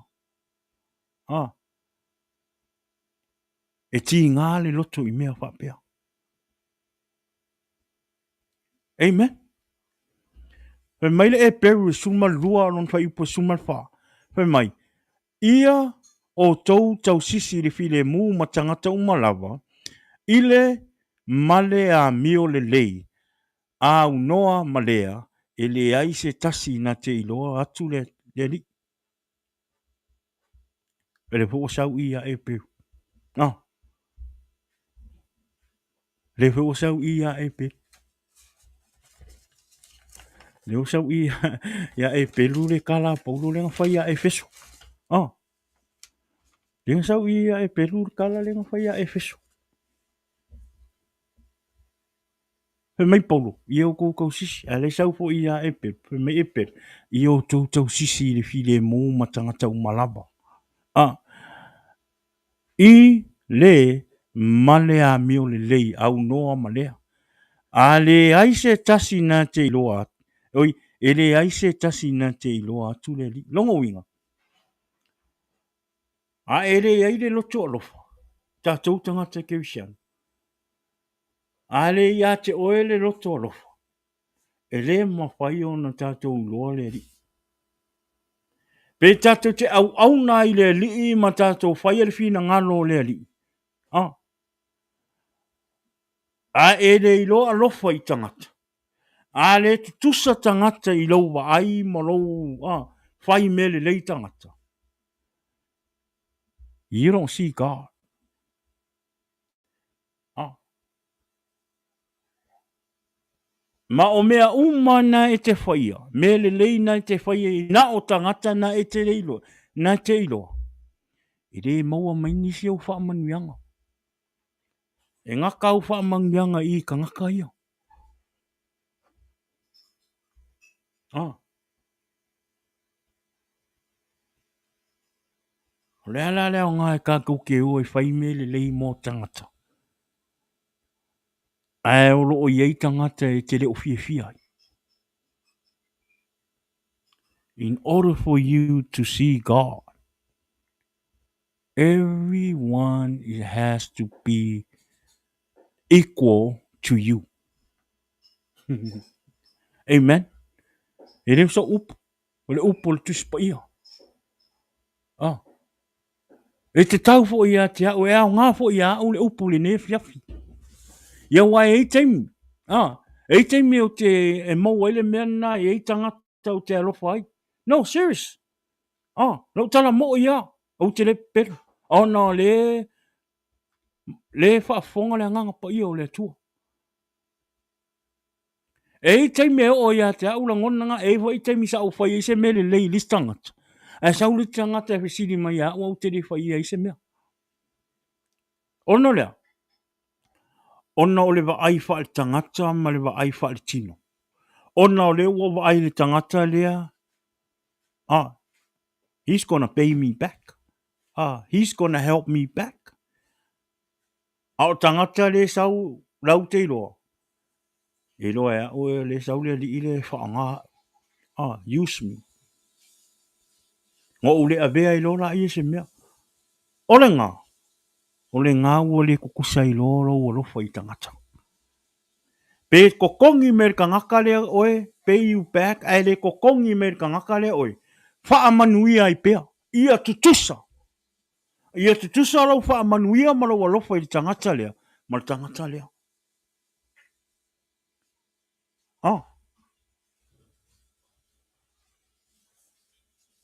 E te tau ona tutusa uma tangata ia i tātou. Tātou tangata ke usiano.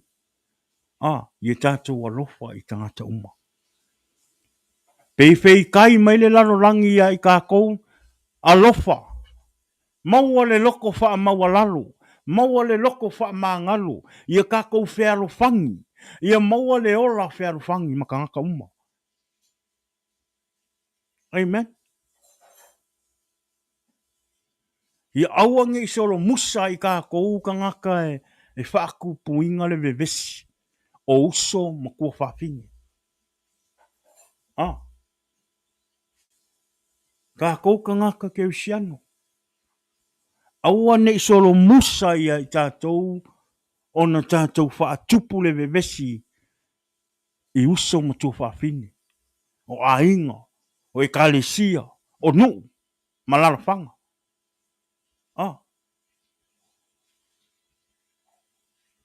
O tātou whanau o le atua e le tatau ia tupu le mea na ia tātou.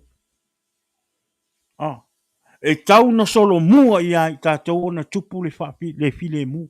Whaatupu le file mu i tangata. Awale bevesi me le lanulang. Koe ako e whamka koe tapo ai nunga.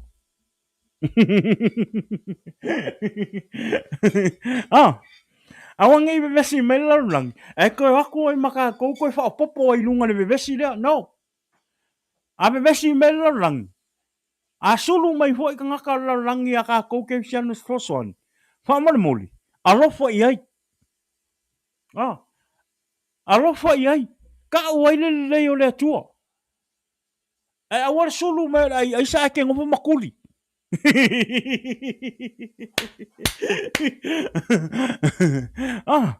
Awale sulu me le kangaka ai sa ya ke oise sosoang. Ai ke ngopo makuli. Awa foi ngai sulu mas kangaka ai ava mas kangaka ai ka paa ya ke oise sosoang.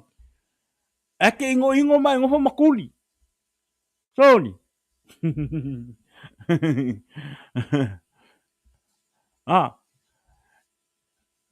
Ngakuli le kua ngakuli Yesu ka ngaka Faamagalo Yesu. Ere kuli Yesu. Ola wali i nga whaala lave ngai ka ngaka i nga whio aku ia Yesu. Ola wali i nga le ka whio ka ngaka. Ele o Yesu. A whai e kako ke ola mo Yesu. Ia kako whakai ka i fo i ala Yesu.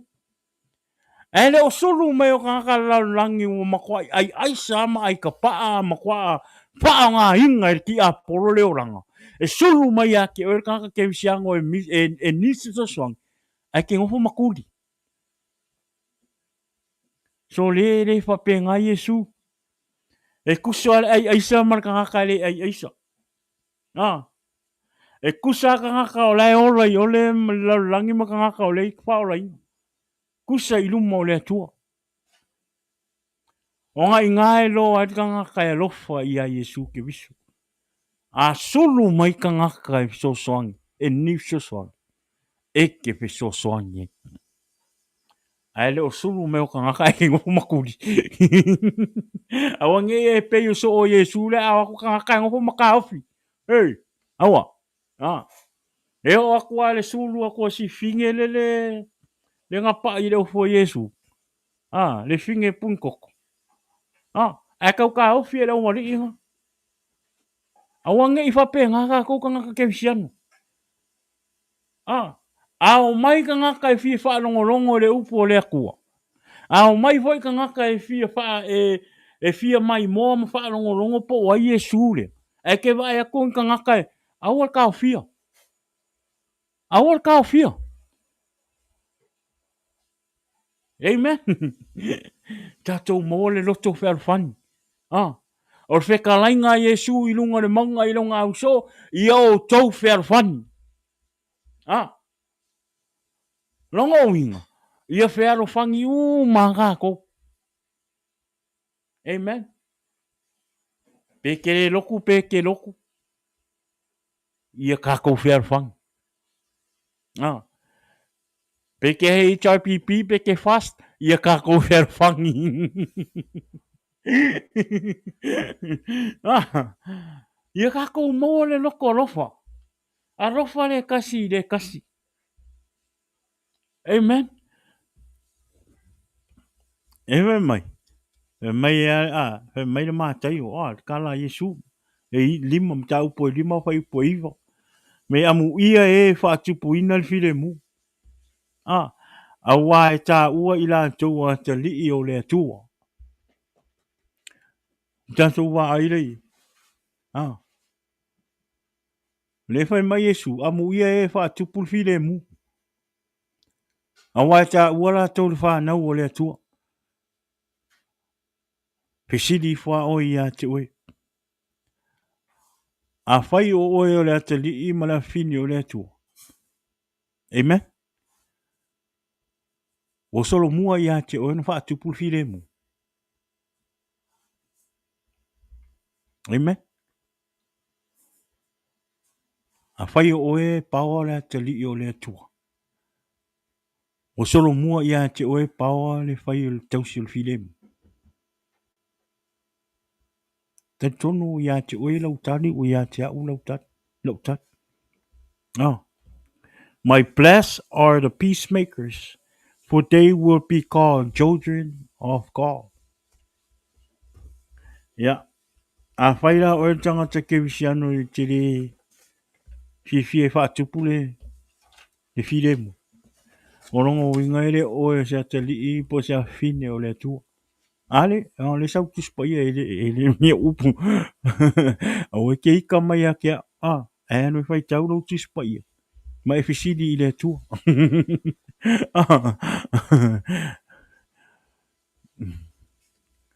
Ia. Ia tatou maua. Tatou maua le loto alofa. Ke wisiano. Tatou maua le loto fealofani. Ia avea tatou tangata ke wisiano. E avea ma whaataita inga o le larolangi. Awane i tau soro mua ia i tatou tangata ke wisiano o na whemei saai. O na o lewa ai mai le larolangi. Awane i ngalo ia te oe tangata ke wisiano. You're not representing yourself. You're not representing you to the world. You are representing Jesus Christ in the world. Not you. O mea fo ila e te whaia. Amen. O winga mo wanga e te whaia. Awane i ngalo ia te ue. You are representing Jesus. Awane e whaia se me tau walea i Yesu i le larolangi. Awa fo ine i au whaia se me e tau walea i Yesu i le larolangi.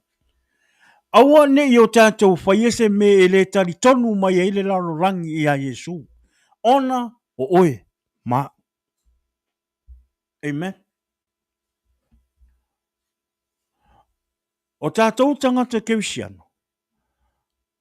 Le taimi e o Yesu le ola I te tonu I o tātou tangata.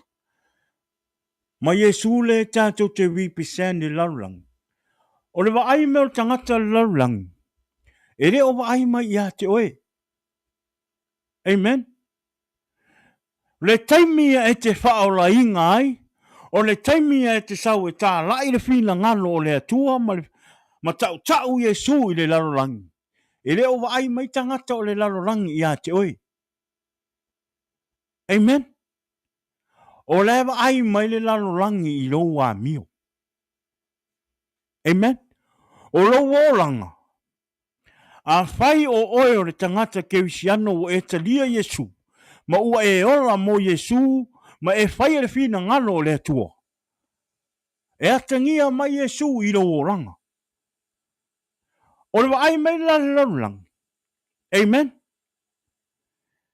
E le waai mai ia te oe. A lo waai mai le ngalue, mai o le atua, mai loa mai o le anganga o le atua. I lo wolanga, mo lo wa mio.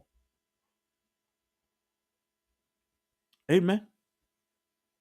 O lo wa mio, o lo wolanga, e atangia mai a Yesu, I lo wolanga. I le taimi ua e sara mo moni ai, ma ua e talia Yesu, I lo loto. O le nā e sui e lewa ai o le laurangi ia te oe. O le alana, us Christian, we have to be careful. We are not representing ourselves. You are not representing you to the world. We are representing Jesus. Not you, not me. O le waai mai fo I la laulangi. O le taimia e te pauai. Ula mai le laulangi ia te oe. Ma fai mai ia Yesu le nga e tadia. Ma e moli mau atu I lunga o te penga fai langi. Amen. O le taimia e te wha le tonu ai wa e te pauai. E fai mai tangata o le laulangi ia Yesu. E fai mai tangata laulangi ia Yesu le nga e au ngai. Le alanga. Tātou tangata kewisiano, ia tātou whai tete. O tātou o mōli, ma le malama o le laulangi. Ia awa nei manu malo le pongisa I lo malama. A ia manu malo le malama na ia te oi le laulangi. O le taimia e te pau ai, ta walea Yesu. Wa ulangia Yesu e le laulangi. So, tātou tangata kewisiano. I tātou whai tete. Le alana. I tātou maua loto fealofani, ma le loto Faamagalo, ma le loto Faamagalo. Pe ika me laulangi, pe ika me lo uso kewisiano, ia te oe, maua pe oe le loto Faamagalo. Maua pe oe le loto Maualalo, ma le loto le lei, ma le loto alofa, ma le loto e matau I le tua. Amen. O lea. E le whaupunga na le mānei e le talana e Yesu ringa le sau le Ioane whaumatu leo le tātou whaasoa le nefefi. Fe mai le Ioane mua lona whai upo e whaa, lona mta upo e whaa, whai upo e lusfuru ma lufutasi. O tātou māsani. Whai mai. Fe mai whai upo e lusfuru. Pe a whai e wha pe a whai e wha pea mai se tasi o te alofa I le atua. Ai ino I lona uso. O le pepelo lava ia. Amen. Awa o le alofa I lona uso. Ua ia wa ai atu iai. Pe mawhai wha pe fea. O na alofa o ia I le atua. Ua ia le wa ai atu iai. O le nei fo. Le polo inga. Ua tātou maua mai I a te ia. O lea lofa I lea tua. Ia lofa foi o ia I lona uso. Ah. O le whetalainga lea Yesu e whai e sa tangata. Ah. E le mawhai o na tātou o e tau tau whai mei o tātou o tangata whaolainga. Ah. O tātou o le tangata, whai mei o tātou o tangata o lea tua. Tātou te alofa I lea tua. Ai a e ika I lo uso. Po o ai lava e te ika ai. Ah. O le pepelo. We cannot say we love God. We love Jesus. We are Christian. We are the sons and daughter of God. But yet, you mad at your brother, mad at your sister, without forgiving them. Oh. E ika I le lalolangi. Oh. E ika I au wo. E ika I ka ngaka I whai mai ake oe. E ika I ka ngaka e mama. O le pepelo. Ane whai mai Yesu, whawhea o ngai whai mai ke alofa I rea kua. E ke leo wa ai ei. Ah. Ai ke ika I ka ngaka ngai ke wa ai ei.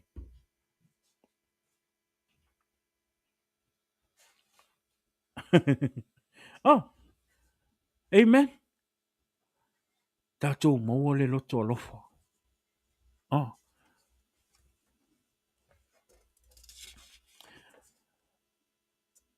Ia.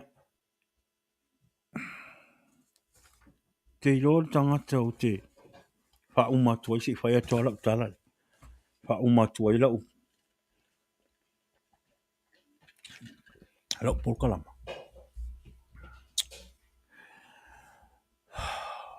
Ele wha manu fo I se ele wha pito fo I se tala I hoi kaunga le upu.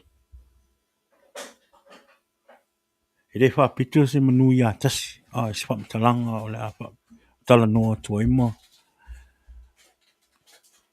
I le nea fiafi. Tele I loa o le mea na tuu mai I le tua I lo uloto.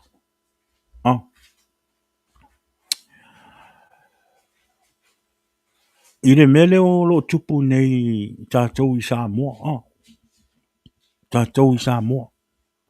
Ua tele na vevesi o tātou a inga. Tātou o. Ma tangata fo I o le malo. Ona o le porkiki. Le ngasngase ngā malo o Samoa. A le mea monia. O ie te tau o na malosi ei o na. O na wha malosi mai tātou tangata ke usiano. Amen. This is the time tātou tangata ke usiano lo I Samoa. O le taimi nei e tātou. O le taimi nei o te tau o na malolosi o tātou tuli vai le atua e tuu atu lo tātou atunu I le atua. Peo no whai atu. O awewe singo le lalulang. Ia awa nei whaase ina I tātou. O le taimi nei tātou Samoa. O mo o mia Samoa tātou tangata ke usiano. O mo o mia tātou Samoa tangata ke usiano. This is our time. O te tau o na malolosi o tātou tuli vai tātou te tuu Samoa I lumo le atua. E ala I o tātou tausanga. Ia aua nei avea le polokiki ma mea e whaaseina I o tātou wola whaaleanganga. Ma lo tātou wola I au auna I le atua. Amen. Peo no whai atu. Aua nei avea le vevesi o le lalolangi. Ma mea te tupu o le lalolangi ma le olanga nei. E whaaseina I tātou tangata ke visiano. O lesi lea awala le fili. Lea wasau le fili. O lea ua malosi le sau o le ti apolo I te tonu o le polkiki I Samoa. Ale por kiki le wale iloa le to fine lo na tongani.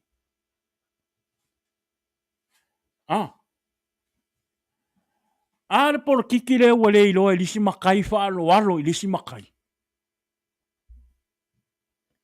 Le por kiki le wale iloa lisi tangata o le malo lo tautua le malo. No fa alo I tangata.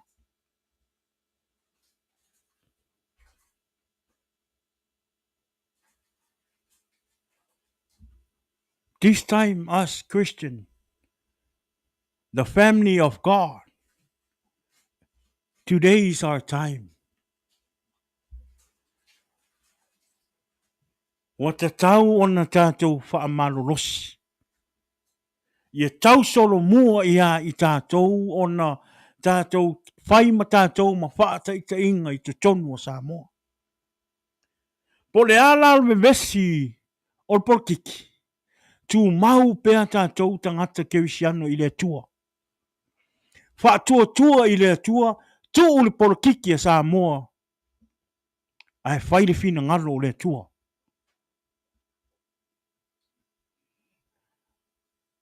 Tātou fo I tangata I tonu o le porkiki. O te tau on tau mātatau I le tua. O tau o lo o whai masui. O tau foi o le asauni atu le pālota mo awale le mālo o Samoa. I o tau mātatau I le tua ma whai le ami o tonu o Samoa.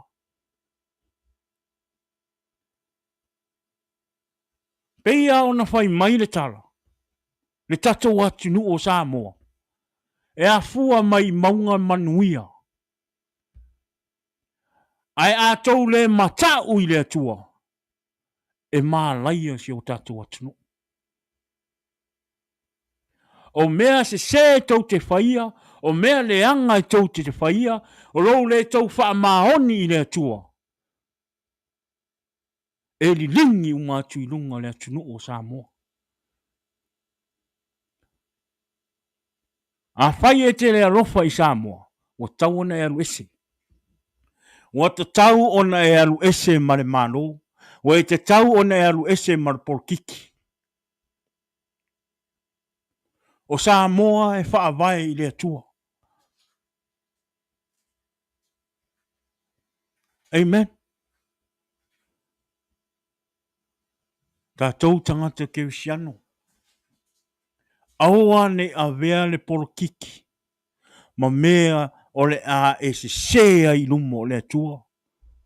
Ma se sea le au auna I le atua. Amen. O le teimi nei Samoa, wa mo o mia tangata e matau I le atua. Nate nofo I tono le ofisa. O le pale mia. Ma le ofisa o malo Samoa.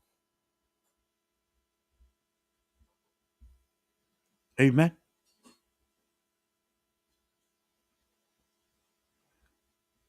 We need to come together, us Christian, the body of Christ. We need to come together and pray for Samoa. Pray for Samoa. Te talo mo Samoa. O rou te talo, malau te talo, e manguia I Samoa. E awinga mai fo'i ai le atua le tangata. E whaamaoni ma matau I le atua. E whai ma pale mia o Samoa.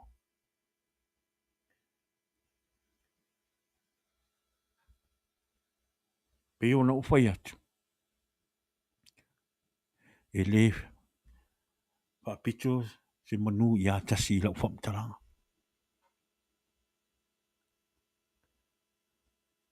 Ia hau wā ia mo loo te talo I le atua.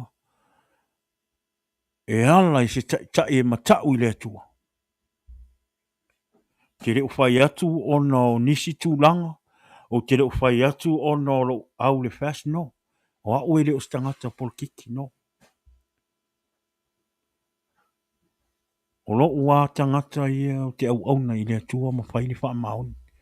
O tangata fo I le atua, e fie e whai ni wha maun. Whai la mi o tonu. Amen. Ma o te lango ina. I already know the man that I know. That God knows that this man is God-fearing man. Le sunga I la auli o le mali toa. Amen.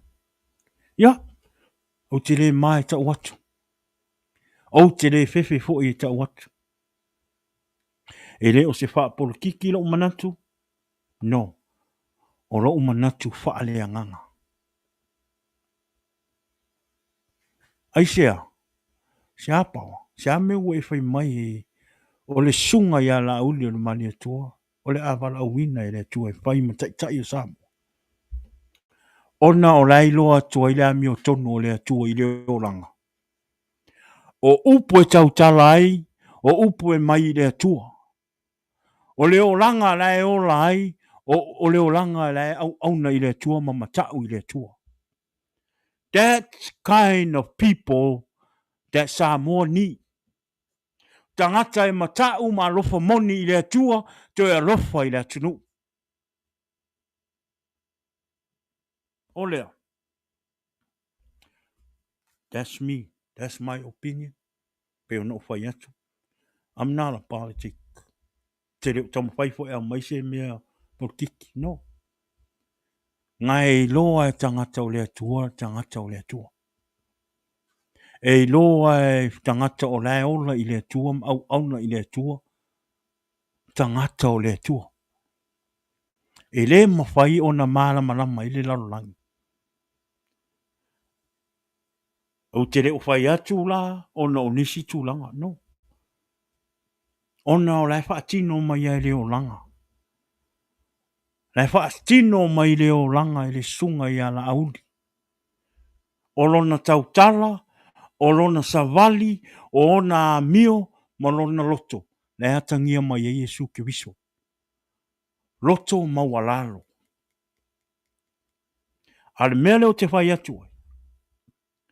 Le ala leo te whai atu ai. He's the man of God. Ma o tangata e matau i le atua. O tatou mana tua le whai au le na whai lona opinion. Oh, one of a pastor. Did you guys hear la auli o le mali atua? Did he raise his voice? Did he say anything negative about the pastor? No. Aisea, ko tangata la e matau i le atua. E fefe i le atua. Ah, anga pa mai la o se kangaka e le makau i le akua, ma se kangaka e le ola i le akua, ma e le malama i le akua. Wa le van kalafo kala le anga i fefe au. Ah. Wa le van alafo in kala fa le anga i le fefe au. A onga le makau le sunga i la uli le mali atua. Le anga le ise upu. Le ngale ai ise upu.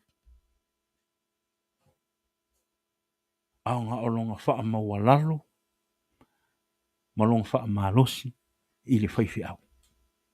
Ah. Peor kala ia ka vika. Ke minga wa ai e ka vika ia saulo. Ah. Ele i o ele lima. Ah. A ka vika ia saulo. Oisea. E fo inga i loa ele e ka vika. Ah. O le au aunga whiwhiria ele a kua. Ai keiro. Ngai iai ale avango e whasioki e ka vika ia. I saulo. A olonga loa o le akua, malonga maka ui le akua. Leanga le whaia e ka vika se mea i a saulo. And that's the same reason why La Auli didn't say no negative words to the pastor. Onga e loa le sunga i a Lauli. O le whaiwhi au whau winga ko fia e le akua. O le tangatana. O le ola mo le tua. Ah, mai matau i le tua. This is kind of a man to need to lead Samoa. O le tangata e matau i le tua. O lea, tātou pokalama na ne fiafi. Tātou pokalama na fiafi te reo whai atu o nisi tūlanga. Te reo whai atu po se se ai mai. No. O la uia lea. Wa ai. Pe ono whai atu. E loa tangata o le tua, tangata o le tua. Amen. O lea, ia. O le tātou whaasoa nā ma le tātou upu. Faamalosi le nā i le nea fiafi. Faamanuia tele le atua i le nea fiafi. Ia, i lau faalongolongo mai le nea fiafi lungo le tātou po kalama. Ia, ia i le nganga o le atua ina ia whapena o na faamalamalama atiri lona fina ngalo i lo loto. Ia, i le nea fiafi. Ia, o le vi inga mal whatai i le atua. Ia, o le ua. Wa au ngā le nea fiafi le upo le atua. Ia faamalosia i tātou tangata kewisiano, tangata ta ua o whanau o le atua, tātou faamalolosi le ngā ruenga, i tātou maua le loto Faamagalo, ma le loto fealofani. Aua nei avea me tutupu ma mea o le a tātou fe ngai ai ma tātou fe ita ai le tasi. Aua nei whatanga le fili. E sau i lau loto ina ia whaaleanga lo au na ile atua ma le vāo oe mo uso a tangata. Pe whai mai a tala lau langi ia te oe ma tala tangata ia te oe. On sa i pea oe. On sa i pea oe ma e ai ile atua. Ia awane e se. Amen. Pe ono whai atu. Te lea au wala o sau ere fili te minei. O so se ko inga me sa o ti apolo ina i tom pai le petio lo ola fa le nganga ia mo lo ola fa le nganga o le i tau ni tatou matala tatou tanga te kewisian i tatou moa le loto fa mangal a fai o lo e mata mai ise te me o ngati ngai lo loto pa pe fu e ita mai o te fa to ese atu o le a fu sa talanga po se tala o la se i lo fa lo mo ia Faamagalo tangata i awane i ate oe le loto ita. I ate oe le file mu a le atua. Ma e faamalia atu o le a le meo. Faamalia tatalo i le atua. Tu i le atua lo loto. Tu i le atua lo loto i le mea nai te le o le malia i fu i se upu fu i se meo faasoa atu. Ia, e so soane atua i le atua i ate oe. Amen. Au le tātou polkalama nai ni fiafi. Ia e whatalo whatu. Ia ma i tātou ainga. Wō me masangi lungo le tātou polkalama i ni fiafi. Whatai le mai mo mai. Whatai fo i le tala mai au i lungo le tātou polkalama i tātou te whaasoa i le upo le atua. Ia whaamalosi i le siuso i le siuso. Ia e whatalo whatu fo i le ni fiafi. Ia i le uso ia Elton tu ia sopo malo Elton so ia vaenga pastor fa sa inga o peta pa talo fa tu lo sunga fa fenga inga sunga to ina pastor fa sa inga fa manu tele le tu ia te oi e fai au po le sunga to ina i le ne fa tai fo ile mai mo mai lungo tato por kalama ia le ngata ile ia one of my good friend pastor ia kau whakatale kua oina saling ki o karukongu ia ua. O ngā whailo kou sauninga ia e teritongu ia. E whai aso le li i toi tātou te mafutai e whamanui atu le tua i lau sunga whawhengainga ia e maisel whale tua ia huta. Ia i le nea fiafi. Ia o le taritonu o le tātou por kalama na whamanui tele le tua i le nea fiafi. Ia whamanui fo i le tua i le toi aso le nei vai aso i au mga luenga le aso a tai au ia whapena ona pui tātou i le lofa ma le anga lei o le atua ia i le aso a tai au ia nisi folfolanga o tātou pokalama ia tātou pokalama i le stona i nei le i tūlai ono wha mole mole ia wane i ngaro tātou pokalama na i le stona i le tūlai ongo mai tātou toi mafuta ia a tonu le maua i fo le no e fa tasi mai le sunga ia tala lei i se kia ia i por kalama i lastona i nei pe o toi le ola ma le malosi ia o lea ia manuia tele i le nei afiafi ia faisa o lotu e alu i te moe amen ia a fai e te o saurisi tianga a le atua i le atua i le nei te mio le nei as le nei afiafi ia ka kofkoi le langi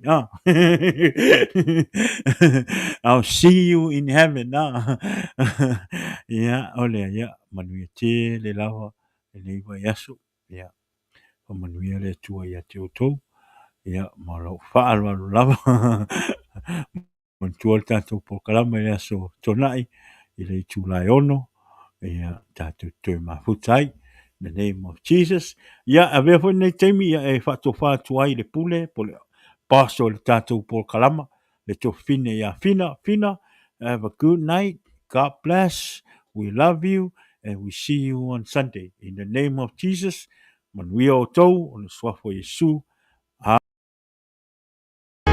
Jesus is the answer for the world today. Above him there's no other. Jesus is the way. Jesus is the answer for the world today. Above him there's no other.